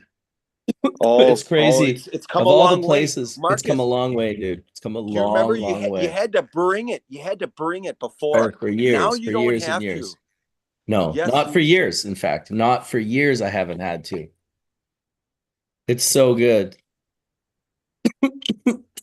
So I'm definitely down with. I think Jolly Roger's doing a jar check in Barcelona, and I told them I want to be a part of that. I want to do a jar check. So hopefully I will end up doing that. Otherwise, honestly, if not, I'll do my own. I definitely want to be a part Yep. of a jar check. Totally inspired by Puffco. I suspect it'll be with Puffco. I was talking to James the other day, and I said, "Hey, yeah, if you guys are doing a jar check, I definitely want to be a part of that in Barcelona. I think that would be really fun." And man, let me tell you, people in Barcelona and the surrounding area of Spain and Portugal, they have really great resin for like the last, I'd say 10 plus years. It's been pretty incredible. So shout out to Spain. The soil there is really nice. The sun-grown resins are really nice. The way they express themselves are just different and fulfilling. Really quite lovely. I feel like anytime I talk about anything, I have a picture of it.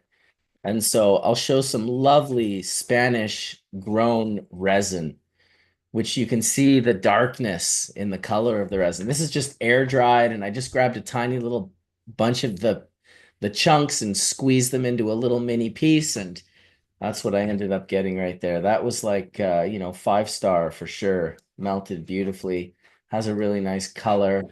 And Spain and Jamaica, just hot, nice soils. I mean, obviously Jamaica has the bauxite in the soil there. It's got the reddish soil, so a lot of the resin turns out red in Jamaica, but you do see it in Spain as well. I suspect from the heat of the sun, also maybe the genetics and the terroir. I can't exactly say, but I do know that the resin is a lovely. You can get the you know almost premature looking like white resin too from the obsessed mind of the hash maker that's cooled everything all the way through. But if they let it grease up a little bit, I personally love hash that looks like it could have come out of a freeze dryer in any country in the world is like great. I'm impressed, but what I'm really impressed with is like how does this hash like grease up? What is when it's in your environment? And Spanish resin is greasy, greasy. So I'm excited to go to Spannabis. I don't know if anyone else on the Hash Church panel is going to be there or if anyone from the Hash Church audience is going to be there. But if so, we should definitely make a point on linking up with myself and Etienne. And I'm sure I'll go by Terp's Army because Lorenzo's such a homie, but that is a place that they smoke a lot of spliffs and tobacco. So I'm not sure how much time I'm going to be able to spend there, as well as La Colada and HQ, David's place. Those are kind of like, and as well, of course, I go by Strain Hunters as well. It's a really nice shop, little space to spend, smoke some dabs in. Although I'll be honest, I prefer getting a really nice place and just hosting awesome people in a I was just smoke-free gonna say, environment. why don't we just get an Airbnb with a nice patio or something like that and just call it a day? Yeah, well, I'll talk to my partner in Maryland because I think he's renting something or other. I'm not exactly sure. I'll see what's going on. But yeah, that would be great. It would be great to have a space for at least I know Kelly and Josh have been talking about it, so we can take it off stream and sort of plan, gathering, hash church gathering in Skunkman Sam's honor in Barcelona this during Spanibus. You gonna be there, Ryan? Yeah, I believe I'm gonna go over. I want to That'd be awesome. see if I can help Diana get some things dealt with over there as well. So there's a lot going on, Yeah, I wanted to go stop in on her as well. and there's Hey, I probably this also wanted to Amsterdam. chime in what you guys thought about this idea. Is that okay? Can you imagine? I would really love to take David's ashes and put them in such a way that it's almost on like a Facebook Live. And then I just keep track of the growing and show the amazing sun-grown plant that is David. The whole process, you know what I mean? But do it more like video. I mean, that's just me. You know what I mean? With a skunk one. Genetic, so important for me. That's all, man. I think whether you did a video or updating it with photos, it would be a pretty cool idea. I'm sure you could grow quite a plant there. I know you got a green thumb. You're Yeah. definitely in a good area to grow a plant Yeah. that Dave would be like, yeah, this is a plant. On video, show it. Yeah. Man. Show the process. Oh, it's so glorious. Be He'll cool. love You it. just have to figure out listen, I think it's a great idea, but you can barely get your phone working for a Zoom call. So you might want to put some extra attention into setting that up quite properly. Yeah. No shit. Yeah. I'm going to use my computer next time, bro, for sure. I think that's the secret. It is the secret. Or if you do use your phone, this is the key. Yeah. Put it down. Otherwise you're like this the whole time. Oh. And you don't notice it, but other people notice really? it. And then people will be like, Wow. dude, Yeah. you gotta tell people not to walk around with their phones, man. I'm getting sick over here. I'm like, oh shit. Yeah, you get Zoom sickness. Hey, Robert, I got a question. Yeah, Since man. you're also a grower, what genetics do you like to grow, or some of your favorites? Well, I'll tell you, skunk number one, first of all, is my ultimate, my brother. You know, back in the day when I came to Amsterdam and we were growing basically for interior rooms, what was going on was there was really just to be able to go to Amsterdam and buy everything. So that's what I did. I bought everything. And when we tried the Durban Poison, the Shiva Shanti, the Silver Haze, blah, blah, blah, skunk one always tripped us off. So I stuck with that.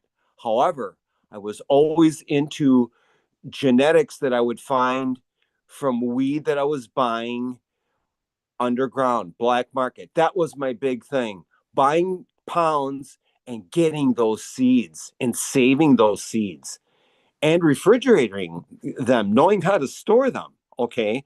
But for me, it's sour diesel, bro. Skunk one. I love real gassy things, but I love real sweet things as well. And you know, Dude, when you're Bagseed talking, Bob. That can be your new nickname. Bagseed Bob. could be, babes. You know, I'll own that. You know, but Well, the main, you're collecting bag seed based on your olfactory, the experience that you're like, oh, these ones are special. I'm gonna put these ones yes, away. many, That's kind of how we all started, dude. Like when you really think yes, about it, That's it all was kilos, there like, was pounds. available. That's all you could get. That's That's all all. it was, man. yeah. At one point, for me, Yes. We it's were so lucky that they hadn't discovered a way, the way they do with fucking bananas and every other fucking fruit, to just Right. make no seeds ever. If there was an efficient way of doing that, we would have all been SOL. Every time a seed would be Exactly. found, it's funny that there was a time where people would be like, there was a seed in it and be all super pissed off and choked. In the Oh, meantime, it's like, you mean the entire like genetic lineage of a phenotype of yes. that particular population? Like, that sounds like a gift. Exactly, Marcus. Yes, yes.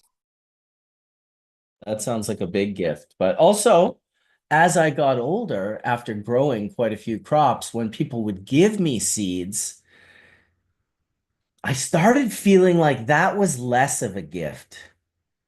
And the reason I felt that way was in the beginning, I would get seeds from people I didn't want to get seeds from.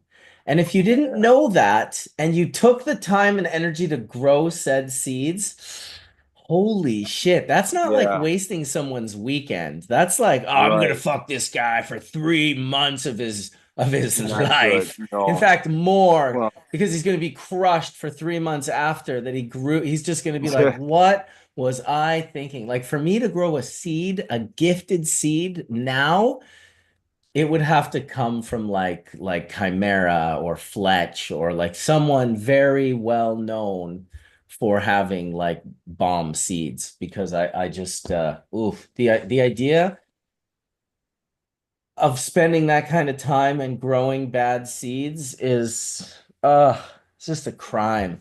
Fletch said it earlier, all we have is time. And if you have to spend 3 months growing bad weed, that is a crime. This seems like a perfect time to ask you if you've grown those sweet skunk cross Congo seeds. I've never grown the sweet skunk crossed Congo seeds, I know, but but you have some. oh, I have them absolutely. I would love to grow this. I mean, honestly, those seeds, I would love those seeds since I got them to like go to Jamaica. Yeah, well, we should give you more of them then. Yeah, I think so. Because that is for those of you that don't know, the sweet skunk, it will always be special. My wife, who does not use cannabis at all, has vaporized sweet skunk in the past. Like she's like, oh, that one's nice. It's just the happiest, nicest, just like most it's fruity. wonderful. It's just delicious. Those, yes, the terpenes, man. There's something that's what David found with his magical nose, Mark. It's like you. I asked him very specific questions about this. I said, how did you and Rob find that amongst the 3,000 plants? He said, we used our sniffers, man. And when we found that, and that's what it is, man. You could actually do it if you knew these things that he just did because he was ahead. But and you know what? Those terpenes and those cannabinoids do modulate and potentiate. They do, man. Your wife, she's proof. And people that smell that, my mom, you guys, I just want to put this in there real quick. She got cancer years ago, about 5 years ago, lost her, they took out her stomach, okay, and they gave her like 3 months to live. All right. I put her on cannabinoids, on cannabis, major doses, 500 milligrams, vaporizing edibles, you name it. Almost, if there were suppositories, we'd have used them. Mom lived just over 3 years. The doctors, they couldn't explain it. They were like, what's going on here? My brother's wife worked at the hospital. I said, you guys, I want to tell them. No, you can't. We'll lose our job. That's what happens, you guys. So the information doesn't go to the doctor. The doctor thinks he's magically doing something to keep this woman alive. Surely 3 years. How could we have said 3 months and now she's going past 3 years? The only thing that really got her, you guys, in my opinion, at the end was when all of a sudden we start to go to pharma and we start to use these other methods for pain. Okay. And you start to open up the can of opiates or you start to open up, cans of death, really. So cannabis, if we could just dial this in, you guys, and Dr. Allen, he knows the lab work. Meshulam, he didn't give a shit. He just went forward and forged.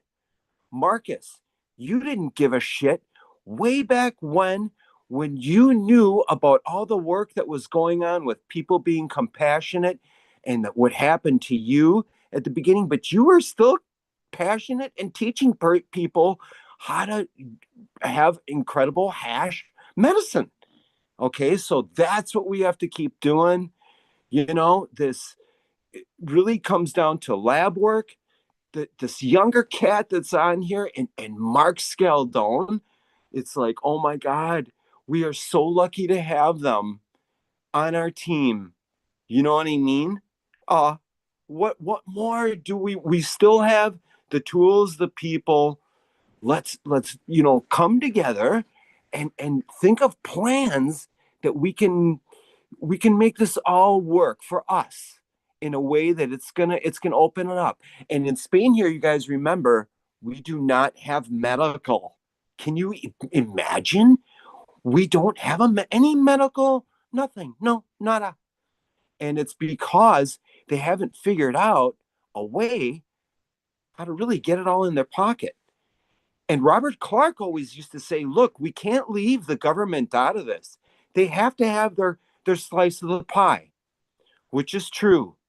But, however, we have to make it so that the people that know what the fuck's going on can get that proper medicine to where it needs to be and make something of it and not get left out. Like David always used to say, hey, man, when it comes to the pharma industry, I'm just a minnow. They're all sharks. You know what I mean? And that's what happens. We get eaten. Thanks, guys, for that. Yeah, Michael has a story he was going to tell about the Mississippi farm we were speaking about earlier, different perspectives. So why don't you go ahead there, Michael? Thank you, Robert. Thanks, man. Before I do, just let me say a word or two in response to what Rob was just saying. I think it's a real tragedy that a lot of our people in our country, in the United States, Canada, many countries that have fairly good access to cannabis across the board don't have that kind of access in nursing homes. They don't have it in elder care. They don't have it in veterans homes. They don't have it in state hospitals. They don't have it in prisons. I mean, I could just go on and on and on with the list. And it's just tragic because these are, like we're very familiar, Wade and Etienne and I are a part of this Veterans Action Council. And every day, almost we look at the ticker of how many vets have taken their own lives. And, it's something that we really just don't fully understand, I guess, in medicine, how to prevent this kind of thing, how to, deal with it effectively at the time of the trauma, maybe. But certainly cannabis has helped on multiple levels with that to, ease up the use of medicines that cause suicidal thoughts, to ease up the actual symptoms that may be pushing the person towards the edge and making them feel helpless and hopeless, as well as rebuilding relationships with others that can help be the final bridge that you can cross instead of hurting yourself. So anyway, I just want to say that. But I totally agree with you. And you know what? I just want to add something to that. And that is that, if we think about this, and I just think about Dennis Peron and my activism days, you guys, I never missed a Midwest Harvest rally in Madison, Wisconsin. I was just always there pushing. And we learned something, you guys, and that is the door will open for our people when they're sick and they're elderly. The police and the politicians don't know what to do about them.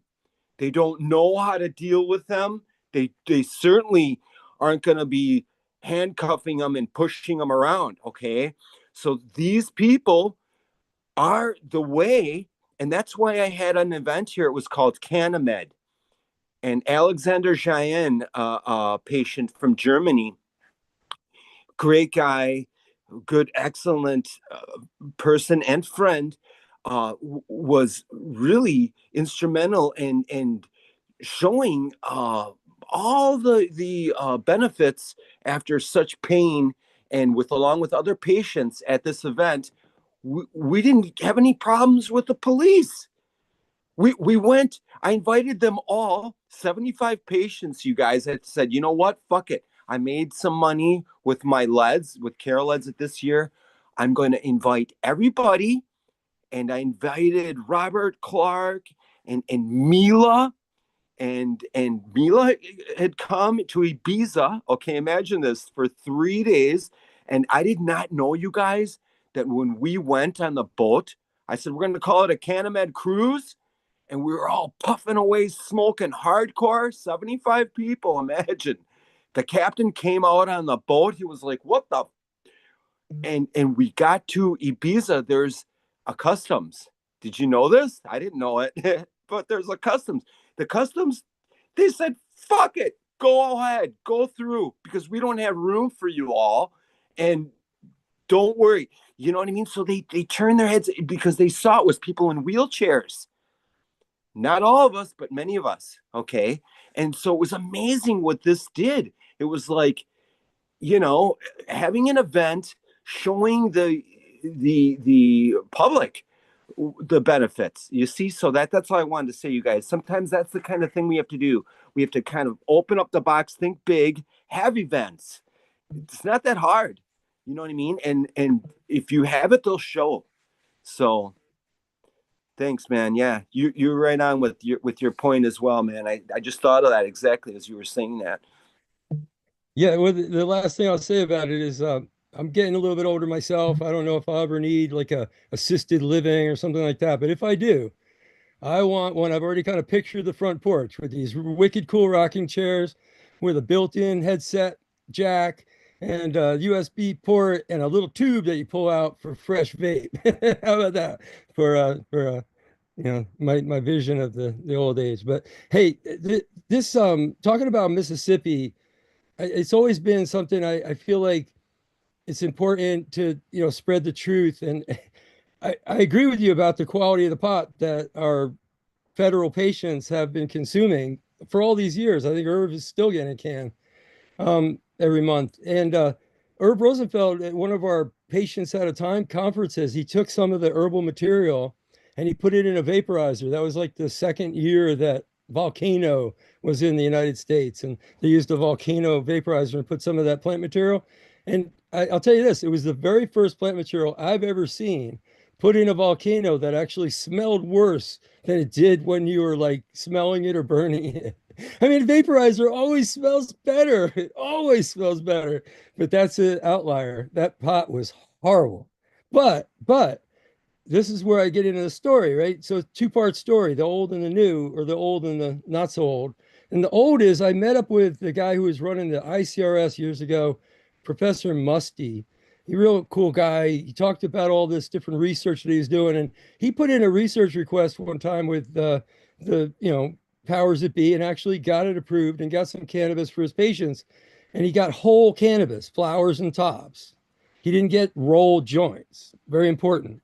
And he reported to me some of the experience, subjective experience of his patients where they had anxiety attacks and, you know, things that indicated to me that this was relatively very, very potent cannabis. In fact, maybe even cannabis that I might venture to call good. So rectifying that with Irv Rosenfeld and others' experience is really, really hard. But this is where it gets fast forwarded a little bit.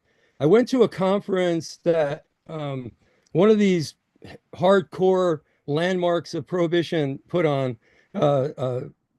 This guy, professor in New York, Professor Nahas, Gabriel Nahas.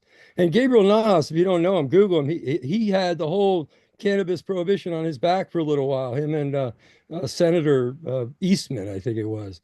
But anyway, Professor Nahas, tenured professor in New York University, was very upset when the National Institutes of Health had a big cannabis shindig and didn't invite him. So he decided he's going to have one at New York University that's got better names than the NIH, I mean, than the Academy of Science put together. And I think he did actually accomplish that. Dr. Mashulin was there, Dr. Morgan was there. You know, there were some pretty neat people that actually presented at his conference. And one of the people there was a guy who worked in the Duke Research Triangle, rolling the joints for the federal government of the marijuana from Mississippi. This is the Duke Research Center, Duke Triangle in North Carolina, where they actually rolled the cannabis. And he told me a story. I asked him, I told him about Dr. Musty, and I said, how come you can't just send them the flowers and tops? And he said, well, they didn't ask for that. And I said, well, how come you ruined the joints? And he told me, well, back in the day, they wanted to make marijuana cigarettes for Bob Randall. Bob Randall won a court case against the federal government, and his lawyers asked for cigarettes. So they go to down here in Virginia to the the tobacco companies and they say, hey, how do you roll a cigarette? And they say, well, we got these old cigarette rolling machines. You can take one of them, try it out, see if you can roll joints of your marijuana, your cannabis. And they took that to Duke Research Triangle. They found it impossible to roll. It was too sticky. You got caught up in the machine. What they figured out was they could desiccate the plant material, run it through a beater bar system. Once the beater bar got done with it, the sticks and the seeds, and I imagine anything medicinal was on the floor. And what was left was this leafy mix that they would rehydrate and then turn around and stick in the machine to roll, and then dehydrate it again, put it in the tin, and put it on the shelf. And Irv Rosenfeld told me at times his tins had dates that were over 10 years old.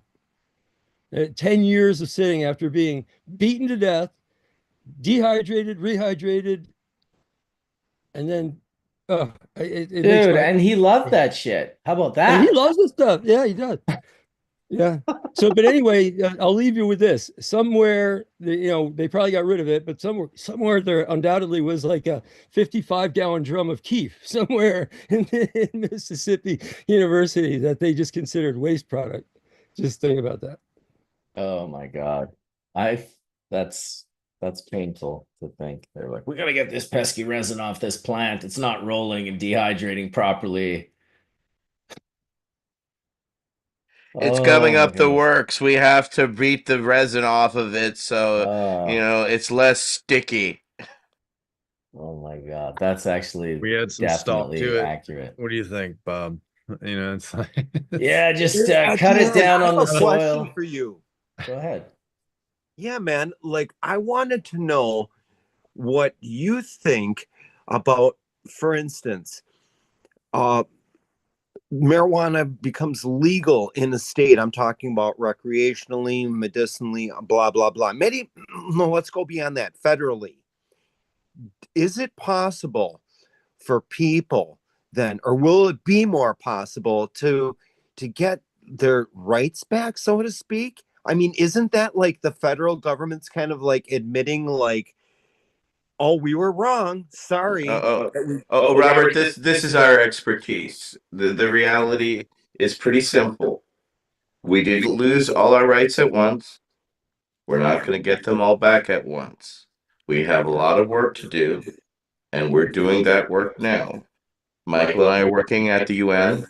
We're also working at the US level because the US is his head so far up its ass, we have to go around them. So we're going around the US's head up its ass, and then we're going to work at that level, get it popped out, and then eventually the US will pop its head out of its ass. But it's reliant on you people watching to get your fucking rights back. Get off your asses, get involved, stop participating on the sidelines, and actually put your money in your ass where your mouth is. Did he say you people? You're canceled, buddy. No, I'm just joking. Although I will say that John Cherry lost his job at Hockey Night in Canada for that very same statement. It just had different context when he said it.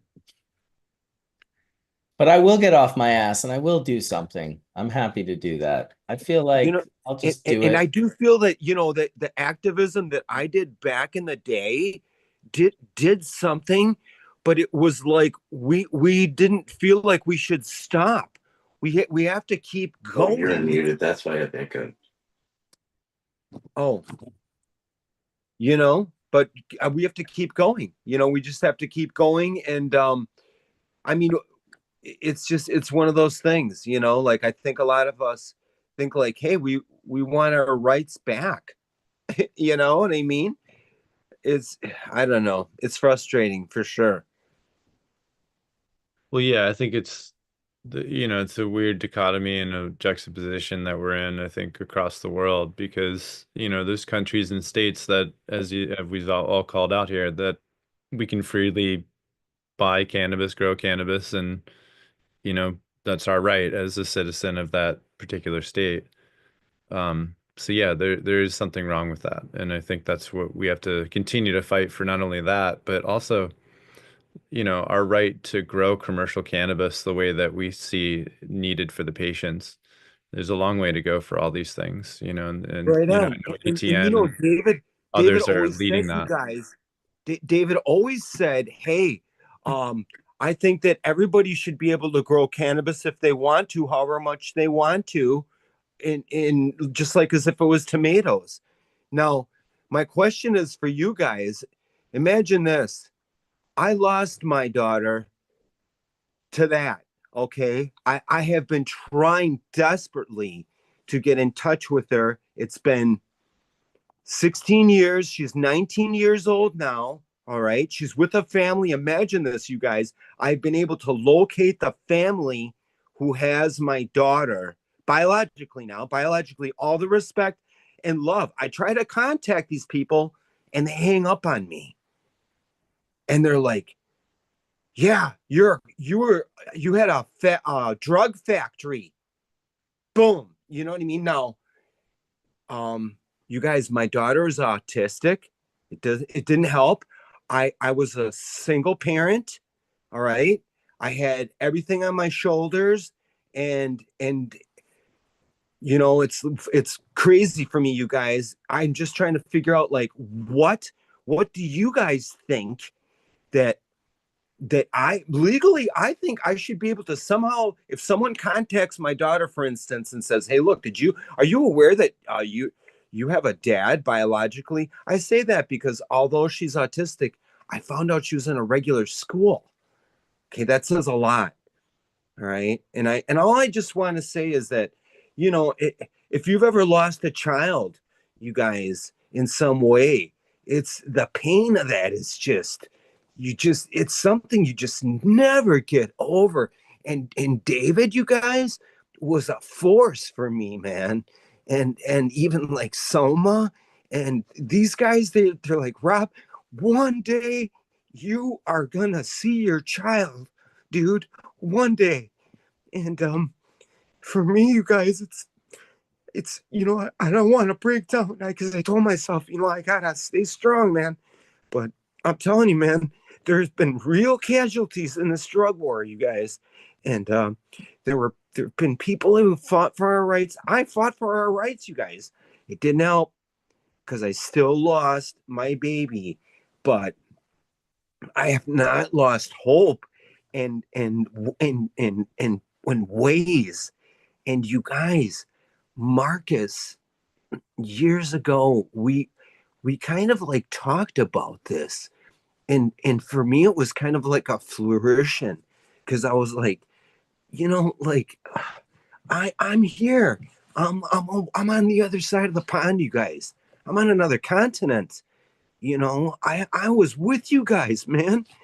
Some of us got like pushed off the boat, and that's it's crazy, man, because it's like I want to try to get back, but all I want now are some very, very basic things. It's like some communication and something like that. And sometimes I think, well, you know what?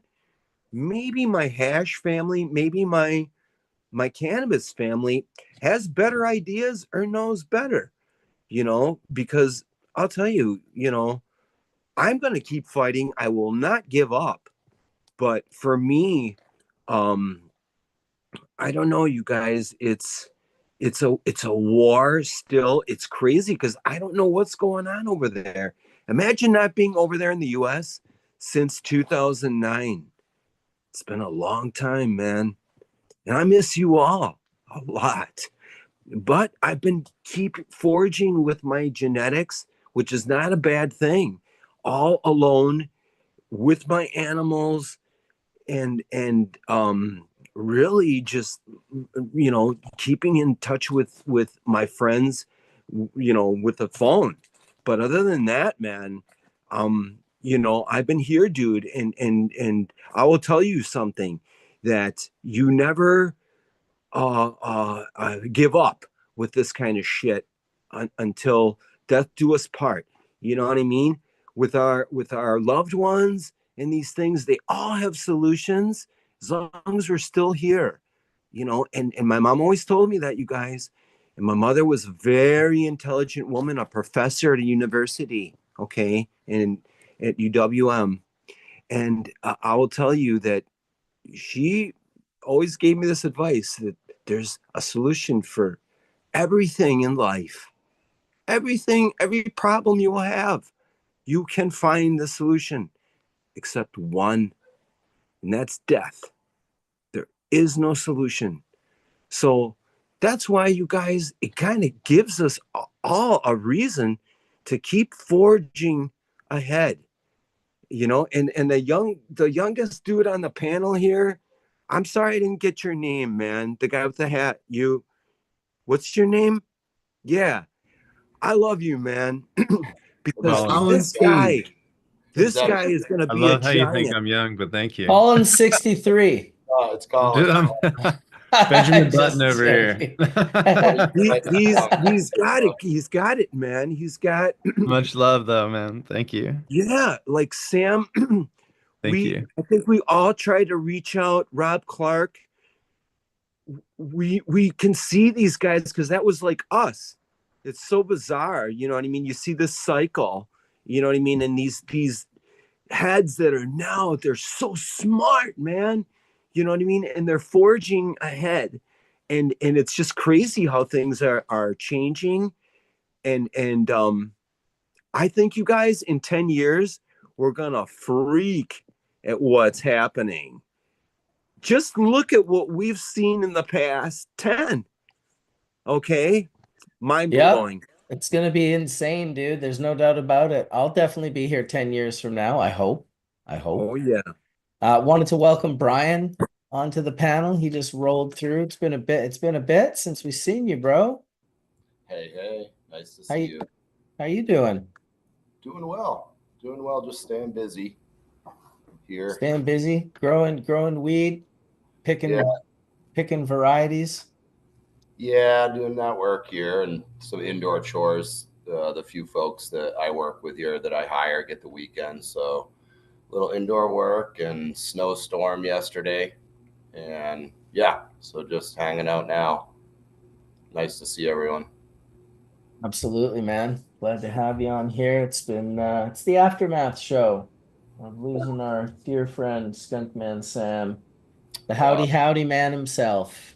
So we've just been telling stories. Fred Gardner came in a little earlier. That was really cool. Dr. David Allen was here a little bit earlier, and otherwise we've just been sort of shooting the shit, telling stories, and that was very heart-wrenching, Robert. So I definitely heard your words and feel for you, brother, and I'm sure we'll figure something out. I definitely think you'll see. I always used to say this to Rick DeLisi, actually, when I first met him. He was like, my dad's been in prison for like 28 years or however many years it was. It was a lot, like an insane amount.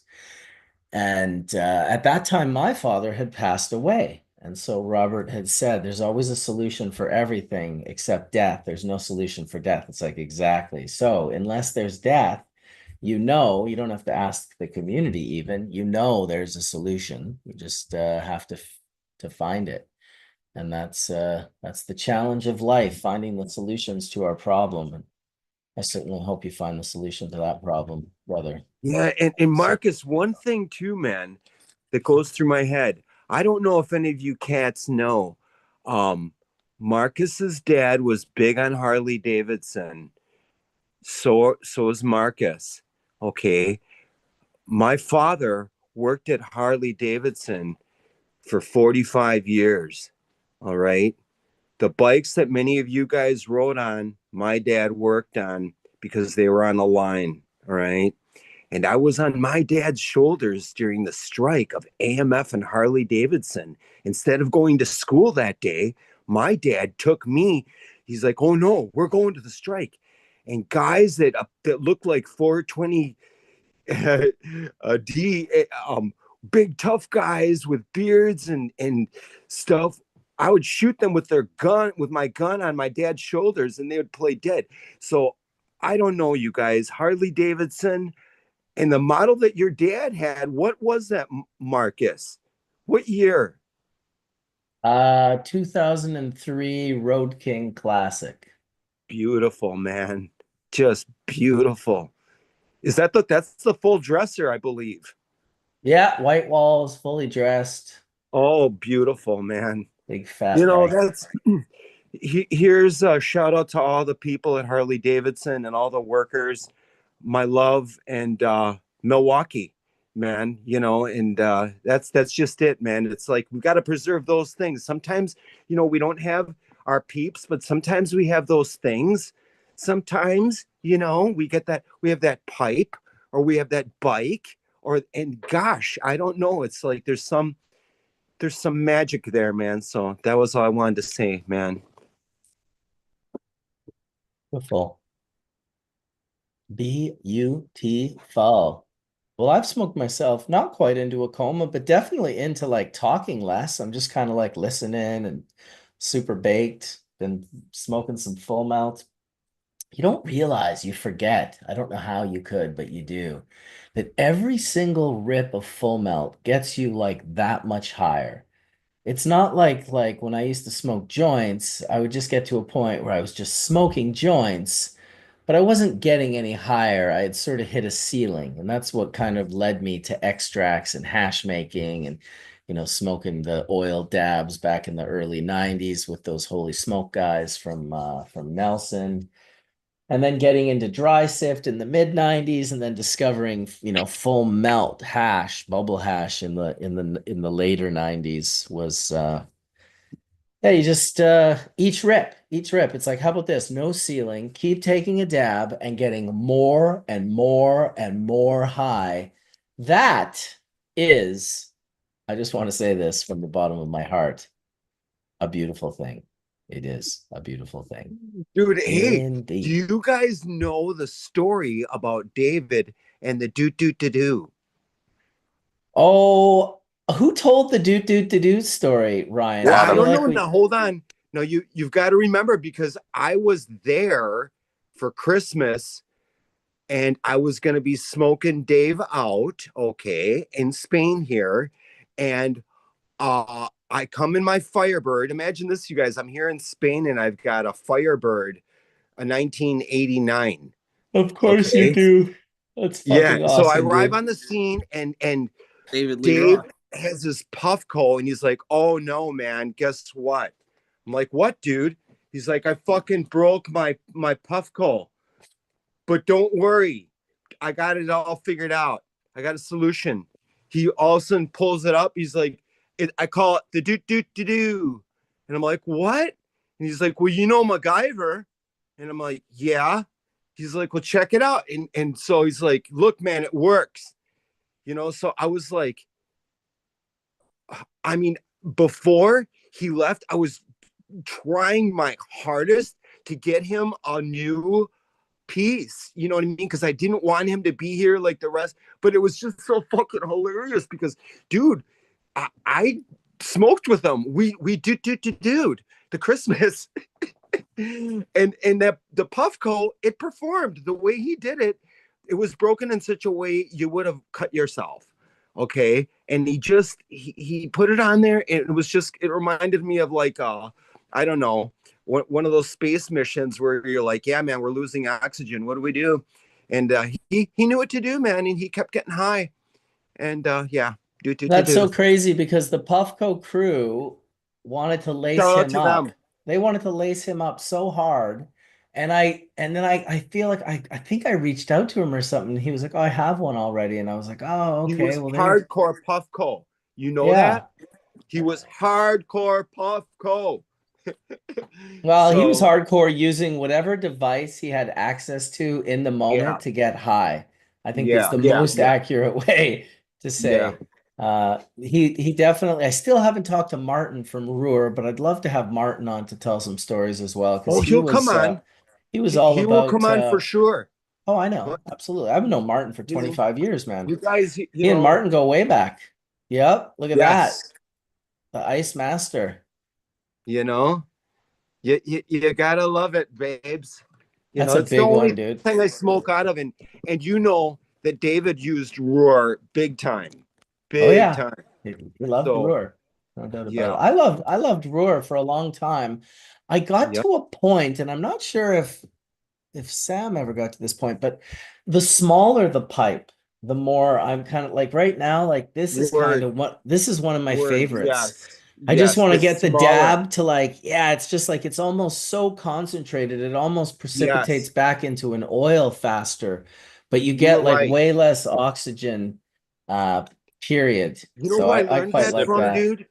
you It know, was Marcus. here in What's that? Sorry. Spain from the great Gardner. The smaller the pipe, the more boom, you know? Right. And Sorry. anyway, yeah. What were you saying, Colin? Sorry, we were They're talking over they're you more there. like sippers, you know, like it's like a more of a sipper than like a big long stem that you're pulling hard up into, you know. It's a sipper, not a ripper, but I get huge rips off I of it. yeah, I know, but like it's a sipper that you get big rippers from, you know what I mean? It's a It's sip ripper. yeah. I have a mothership that's like just like that, like this one. A little shippy? I have this guy here, which I love. Oh, right. Yeah, that's a real nice one. And it's like a perfect, and Scott explained it. He's like, it's a sipper. I was like, I know, but I get, you know, like he said, I get rips off this bad boy. I'm on It's the older model, the ball rig. yeah, I got this when I was in Bellingham at the studio, and he I flew remember. out. It's beautiful. I mean, I was had it for the weekend and I ended up just coming home I with it. I probably would have picked the same one, honestly. I like the size. I like that it's just small. I like the exosphere. I like Yeah, that style of pipe. it hits really beautifully in the bottom, and it has this like you can see right through it, and it has like this beautiful work on the inside of it. It's really cool. Yeah, it's just Yeah, Scott's mind in glass form. 100%. It's amazing, and there's like all these. There's like a series of life on here. Like there's like all these different monkeys in You different have to hold it phases. in front of your body I'm or your sorry. head so we can see it. That's Let's okay. see if you can see If you that. hold it back even further from your face, because the more, yeah, then it'll show up good. Now you just have to talk. So right here, there's monkeys across the front in different stages of life. And on the inside, it's similar. It has all this different, yeah, all this different work and snowflakes on the bottom. It's very, it's, yeah, the more colored. It's a great pipe. Yeah, Scott did a great job. It's one of one. It's cool. Oh, Thank you, who, Scott. who Beautiful. doesn't want a one of one bong from Scott Deppie? Yeah, and the airflow. The thing that I've noticed about Scott's work is it's effortless when you pull out of his work. I know there's others that have that same functionality, but No, it works as good as it looks. It's always it like does. it's deceivingly perfect. It really is. Yeah, it's kind of awesome. And so there's uh there's other ones in his studio that were really cool. He's just got a great different functionalities of different styles of lines that he's done. It really, I start to appreciate it. When I was in the studio, I could see it all together. I really appreciated all of the different ways that he thought about it.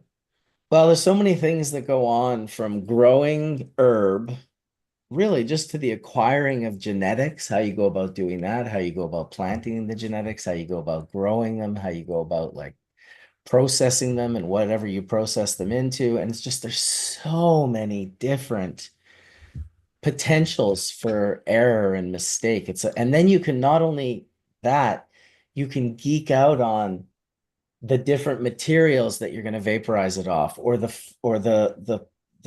the shapes of this that the smoke is going to take on before you inhale it, and the different types of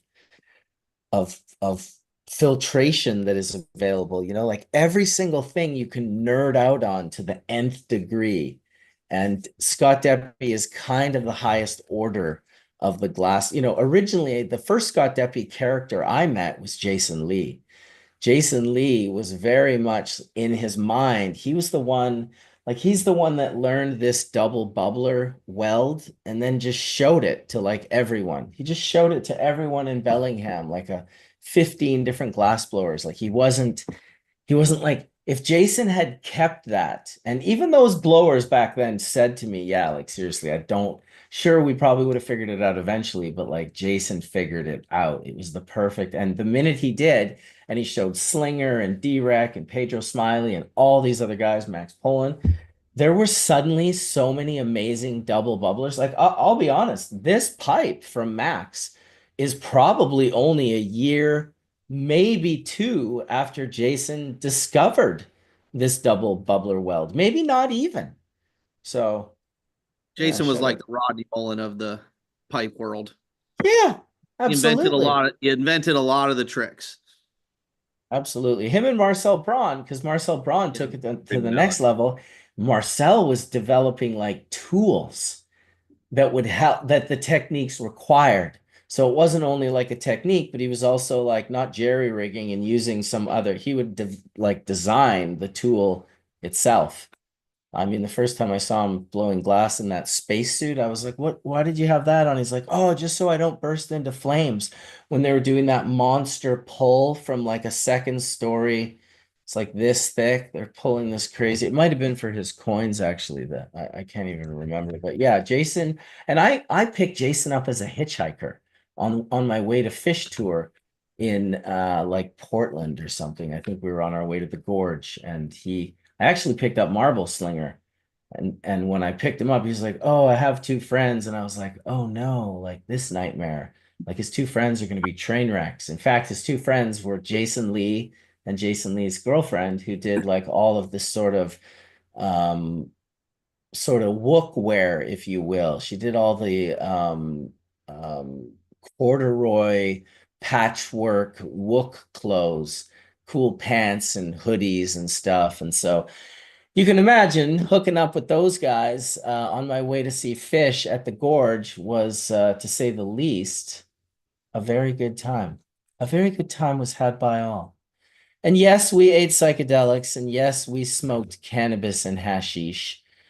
And yes, I had not chosen the silly moniker Bubble Man yet to represent me for the next 2.5 decades, but I would, within a year of meeting them, I would. Good At times. what point do you become bubble elder?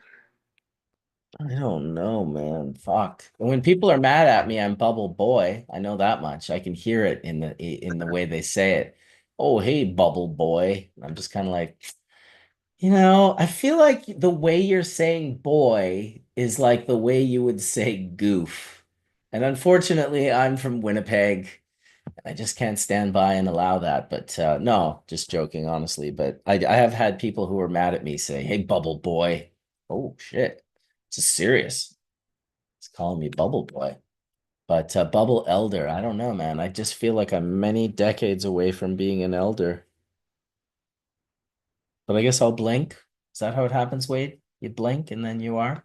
That's how it happens. I knew it, dude. I knew it. I mean, didn't know it, but the mushroom knew it, and it told it to me a couple of times in some deep-seated terrors of mushroom experiences. Hey, don't worry about it, man. Just gonna blink, and this will have almost been transpired. It is wild to think at 51 years old, when I look back at my life, it seemed to be like, I don't know if it's decades or dual decades or what the pattern is, but yeah, we live multiple lives, like the life I lived as a child certainly wasn't the life I lived as a 20 and 30-year-old. And the last 20 to 30 years have certainly been, as a parent and a husband, has been quite different from the early years. So I personally am looking forward to as many more years as possible, but I do recognize the fact that we're dealt a certain amount of time here, and what you do with it, how you spend your time, and what you do for others is kind of, I guess it decides if you are happy in your life. Such a simple thing, happiness, but not too many people can always find it. Except One I more feel, chillum, we will smoke, my friends. One more yeah, chillum. one more chillum we are smoking. Yes, that's Pashupati from India. I met him in 1998, and anytime someone evokes his quote, because he would look at me after we smoked about 20 grams of Nepali charas on the banks of the Ganges in Haridwar, North India, close to Rishikesh, actually, where the Beatles went to meet the Maharishi, the Maha, whatever his name was, guy. I almost said the Maha Vishnu Orchestra. That would have been good. He went to yeah, up in India to meet John McLaughlin in the Mahavishnu Orchestra. Just rewriting history on Hash Church. It's not true, When actually. we see each other again, we will recognize each other, even in other lives, my friends. Yeah, well, Even in other lives. I will say one thing about Pashupati, this guy that I met in India on the banks of the Ganges. He told me, and he wasn't really like, like some psychic dude or whatever, but he did tell me that I would have 3 children. And I remember being like, whoa, this guy is wise and he knows stuff. And then I had 2 kids, and I was like, fuck, I guess that guy was just guessing and he didn't know shit. But No, then like, no, but he then, but knew. then, but He then knew, 11 man. years, 11 years after my second child was born, I had a third child, which was, well, my wife had it, but I was a part of it. Cheers to him, Marcus. Cheers And, to David Watson. I am so oh, fucking stoned, you guys, but I don't care all right, well, put because that bong in your mouth. Put that bong in your mouth. Put it in your mouth. Light the bong. There we go. Look at that. Robert's ripping it. I can't wait to see you in Spain, dude. We're gonna have fun. It's gonna be a nice Spanibus. Indeed. Well, that's a ripper, not a sipper. That's a giant. That Ruhr, did he just bounce? No, okay, he's still here. That Ruhr that Robert has, it's like the Zuma 8.0 or something. It's like the fattest Ruhr that Ruhr makes. It's a killer. For anyone that's ever hit that Zuma Ruhr, it is it's it's like inhaling a liter of oxygen before the hit hits your lungs. Like it really is not a bong for the weak or the meek. That is a bong for old iron lungs, like someone that does Like a not. gravity bong, that thing. Yeah, well, yeah, seriously, dude. It's A got lot a of air. massive amount of volume in that pipe. Like it might be, honestly, like 3 or 4 liters of water might fit in that pipe. So you're not wrong in the sense. My gravity bong from Ham takes over a gallon of water, which is a lot of water. He Yeah, passed out. that'll do it. Wow, Robert's box now looks like it's just pure smoke. Like it looks like you can't see anything other than smoke. No, Robert has transcended into the smoke. He He is has the smoke. he is the smoke. Holy shit. Robert was very upset he couldn't come on Skunkman Sam's tribute show. Um, yeah. So it's nice to have him here today, sharing with us Oh, with I'm the utter so and complete happy. fucking maniac that he is. So happy to be with you. You said it. You said it, man. And I'm sorry, next time I will be on a computer. I won't be all and yeah. And walking around, you won't walk around with your computer either. I'm so high, man. So high. I know you are, brother. I know you are. That's awesome. I Oh just told God. everyone about your bong. That's the Zuma, right? Is that what it's called? That's right. Yeah, so that's I like heard everything you were saying. what's the Yes. volume of that bong? It's fucking you have to have lungs, man.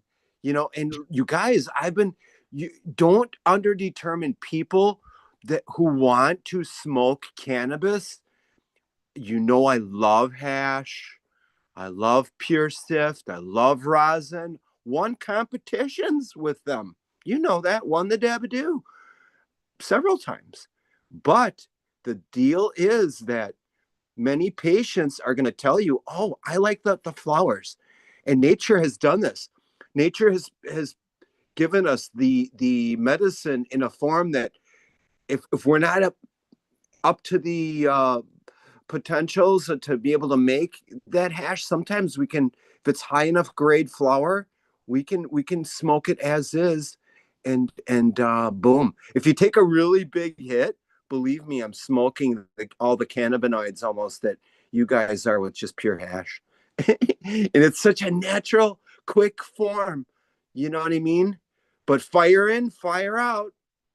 You know what I mean? And David Watson, he was the king of being able to find these cultivars align himself with Robert Cornell Clark. You know, this book, you guys, it's going to be on in a new edition. Okay. And gosh, I will just never forget when I was at the bar. It was like magic buying Robert Cornell Clark a beer. Actually, at the time, I did not, drink at all still. And I was like, dude, did you hear about Marcus and Hash Church? Dude, it was like he'd only had one episode going on at this time. And I was like, dude, you gotta go get on this. This is perfect for you. And I just, man, this is great. And all of a sudden Marcus shows up. It was like a really weird, like, and it was like, hey man. And I was like, yeah, Marcus, I was just talking about you, man. And it was also like at Spanibus, Marcus, do you remember when Jeff Church had come and you and I, and we were talking, us three, and it was right at the beginning. And it was like, yeah, Hash Church, man. And it was weird because it was Jeff Church had like his name, but you were like, no, like Hash Church for everybody. And what you did, it's bigger than all of us. This will go on, you guys, for years and years. Here's to the future, you guys, to 10, 15, 20 years. I want to say hello to all of you. Keep working, keep going. These guys were your giants.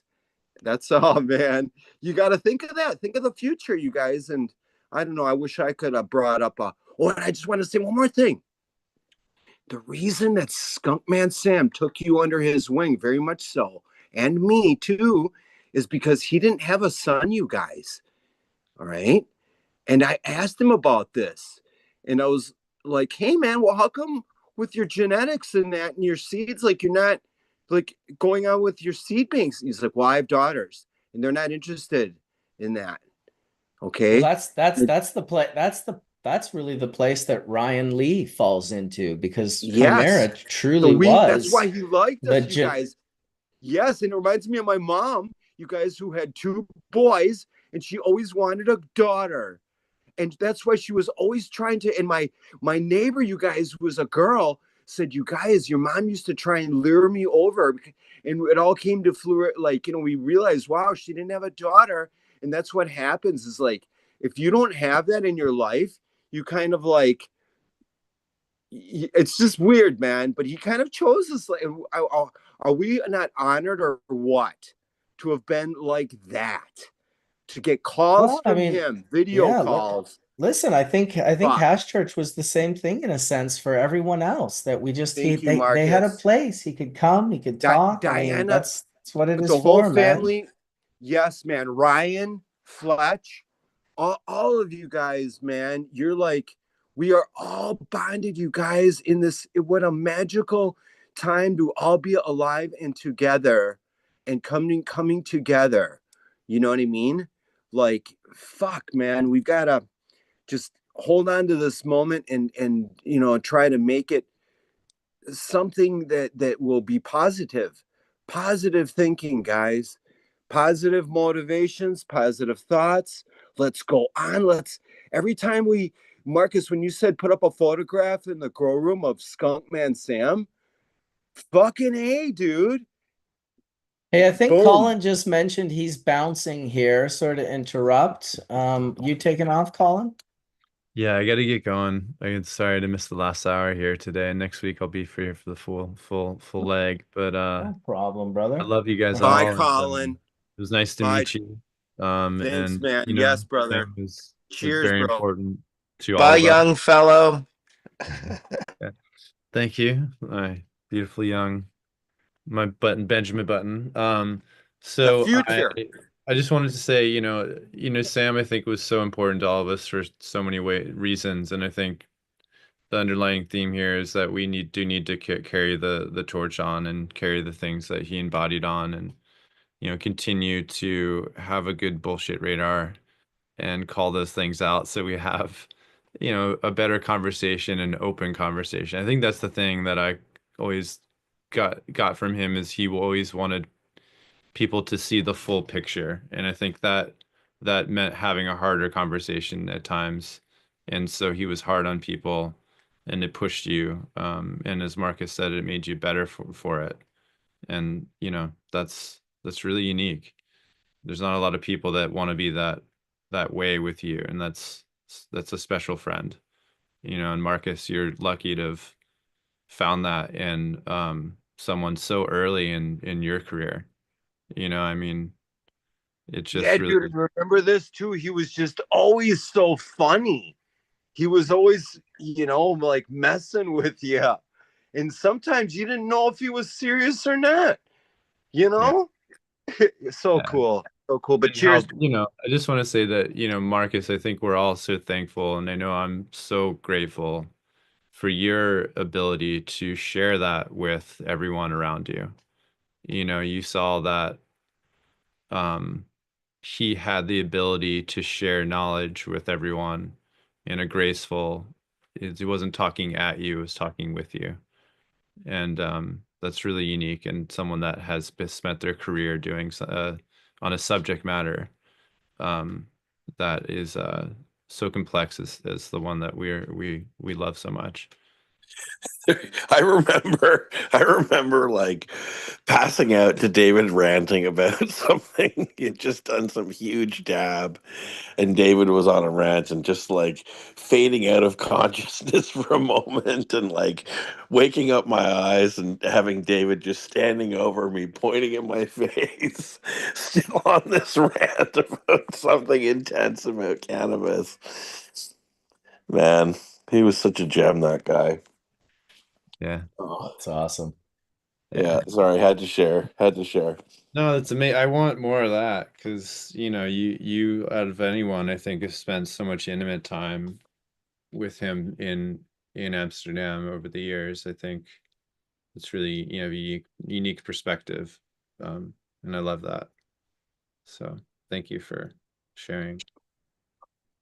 With that, thank you all. Mark, Wade, Etienne, Marcus, Mike, Bryon, Ryan, peace, y'all. Cheers to the young one. Peace out to the young one on the panel with the hat. Young man. Peace out. Be good Peace, now. Be That's what's good. up. That's Peace, what's y'all. up. Love you, Mom. Peace. I'll do my best to maintain the sofa rants in the future. But Yes. I don't know if they'll be PC enough for public consumption. Hopefully public consumption is a little bit more, hopefully it opens up a little bit more what can be shared with public consumption, because yeah, we've made that box pretty small these days.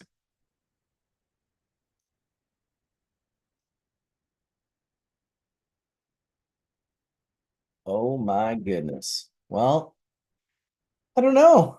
I guess I don't know if anyone else has anything to say, or if we want to call it a little bit shorter today. It's just kind of a quiet energy today. I don't quite have the same panache of past We episodes. went through a lot this week, man. It I was a mean, lot, dude. It was a we lot. well, it was already an emotional. You lost a mentor, we lost a friend, right? And then we all immediately went into whatever we can do for the family and Diana mode, and we did that.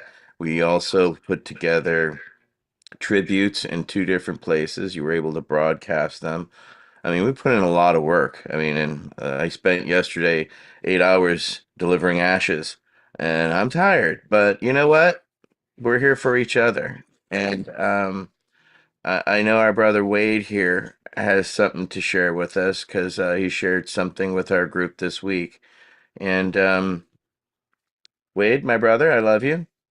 Can you share with us your news?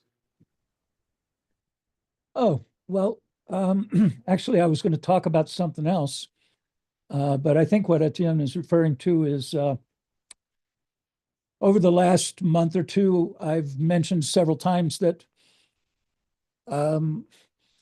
my blood work on my cancer diagnosis crisis situation, call it what you will, the numbers that I was seeing looked like really good news, enough that they were cutting back on the versions of chemotherapy that I was doing.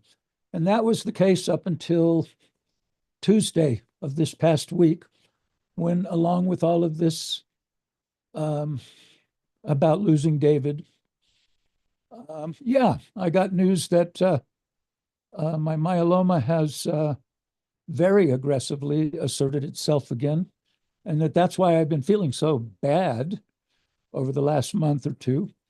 And it taught me to trust my body and not so much the science numbers. I'm not giving up on science by any means, but I got a really strong lesson in trusting my body.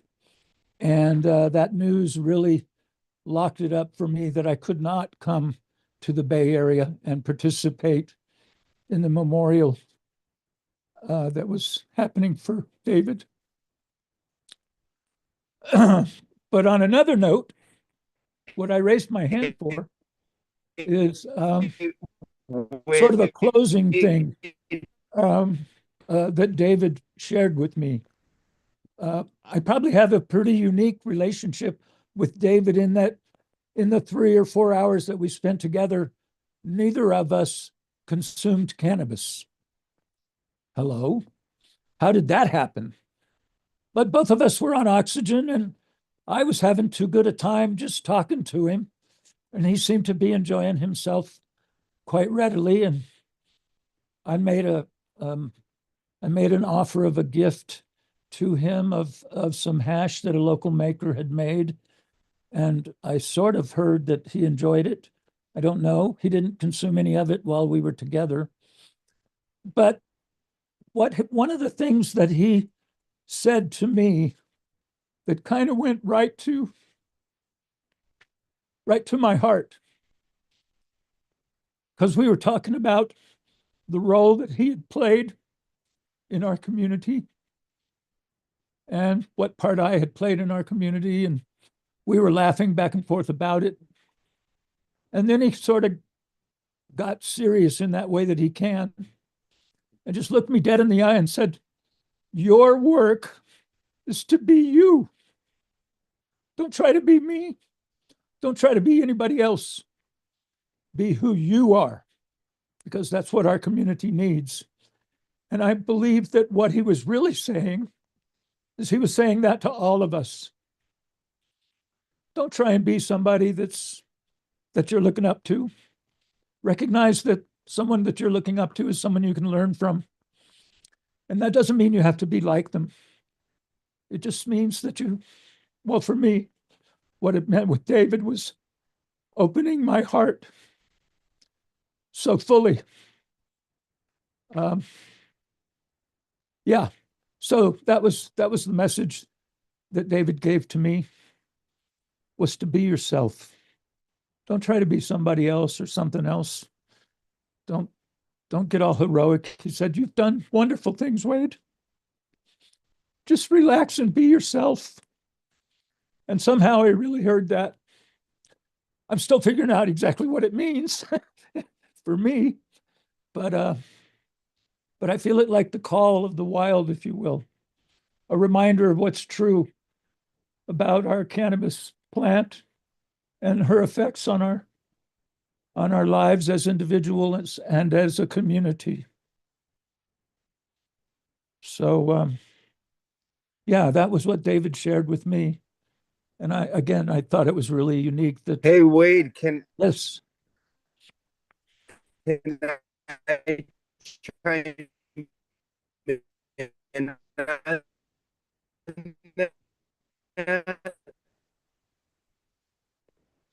Who's trying to talk? It's cutting out. And if you have your camera shut off, you don't show up anymore on screen. So I can't tell.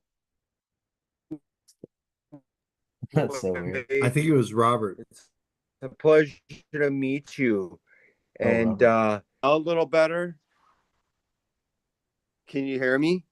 Yeah, it's a little bit now? better, but it's not very good. Well, I'll it's a just little try bit and better, get but this it's out. not weird. I suppose I'll Sure. try and get it out. That is that I spoke to him on the day that he saw you. And I said, what was it like? And he said, well, it was like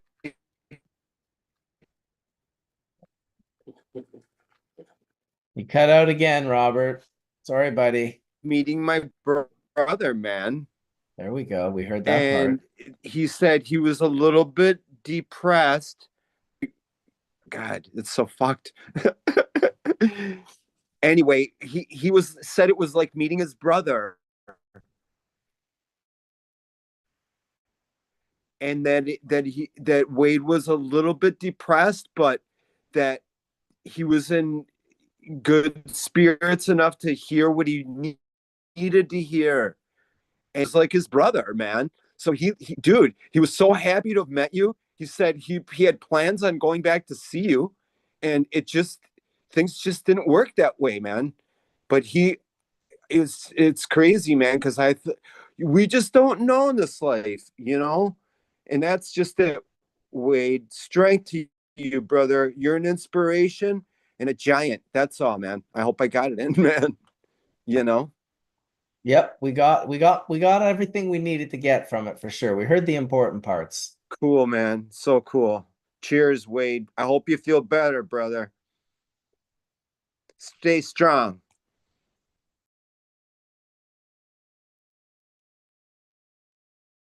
Yeah, well, I'm at a loss for words at this point in time. I don't really have a lot to say more. So if you guys have conversation you want to talk about, then that's fine. I can sit here for another 40 minutes and listen. And otherwise, I'm just going to call it a day today. Just reflect on the last week and a half that has happened. It's been so intense. And I do believe next week I have a show planned with Stephen Philpott for the sports medicine episode. So that should be pretty interesting. I'll keep you guys posted about that. And otherwise, I definitely want to thank Heritage Seed Bank again for sponsoring today's show. Thank you, Heritage Seed Bank. You can check them out. Like I said earlier, a great way to support Chimera and Archive and Lit and Alien Labs and all sorts of great breeders. They're all found over at Heritage Labs. Sean's been a big support of Hash Church. He's been in the room and watching for the last, I don't even know how many years, but he's a good dude. So if you can, go show him some support at heritageseedbank.com. Otherwise, thanks everyone for watching. We had close to 400 people watching live today. Thanks to Fred Gardner and Dr. David Allen and Robert Carroll and Dr. Mark and Etienne and Chimera, Bryon and Michael and Wade and Collin, the young guy who came on the panel today with the hat, that young guy. Thanks to him as well. And thanks to anyone that I've forgotten. And thanks to Skunkman Sam for touching so many of us in so many ways that we'll never forget, in a big way, especially with the knowledge and the information that you shared. So may the full melt bless everyone's bowl sooner than later. And until next week. Super Bowl Sunday, Marcus. Oh, and it's Super Bowl Sunday. So definitely pack yourself a Super Bowl.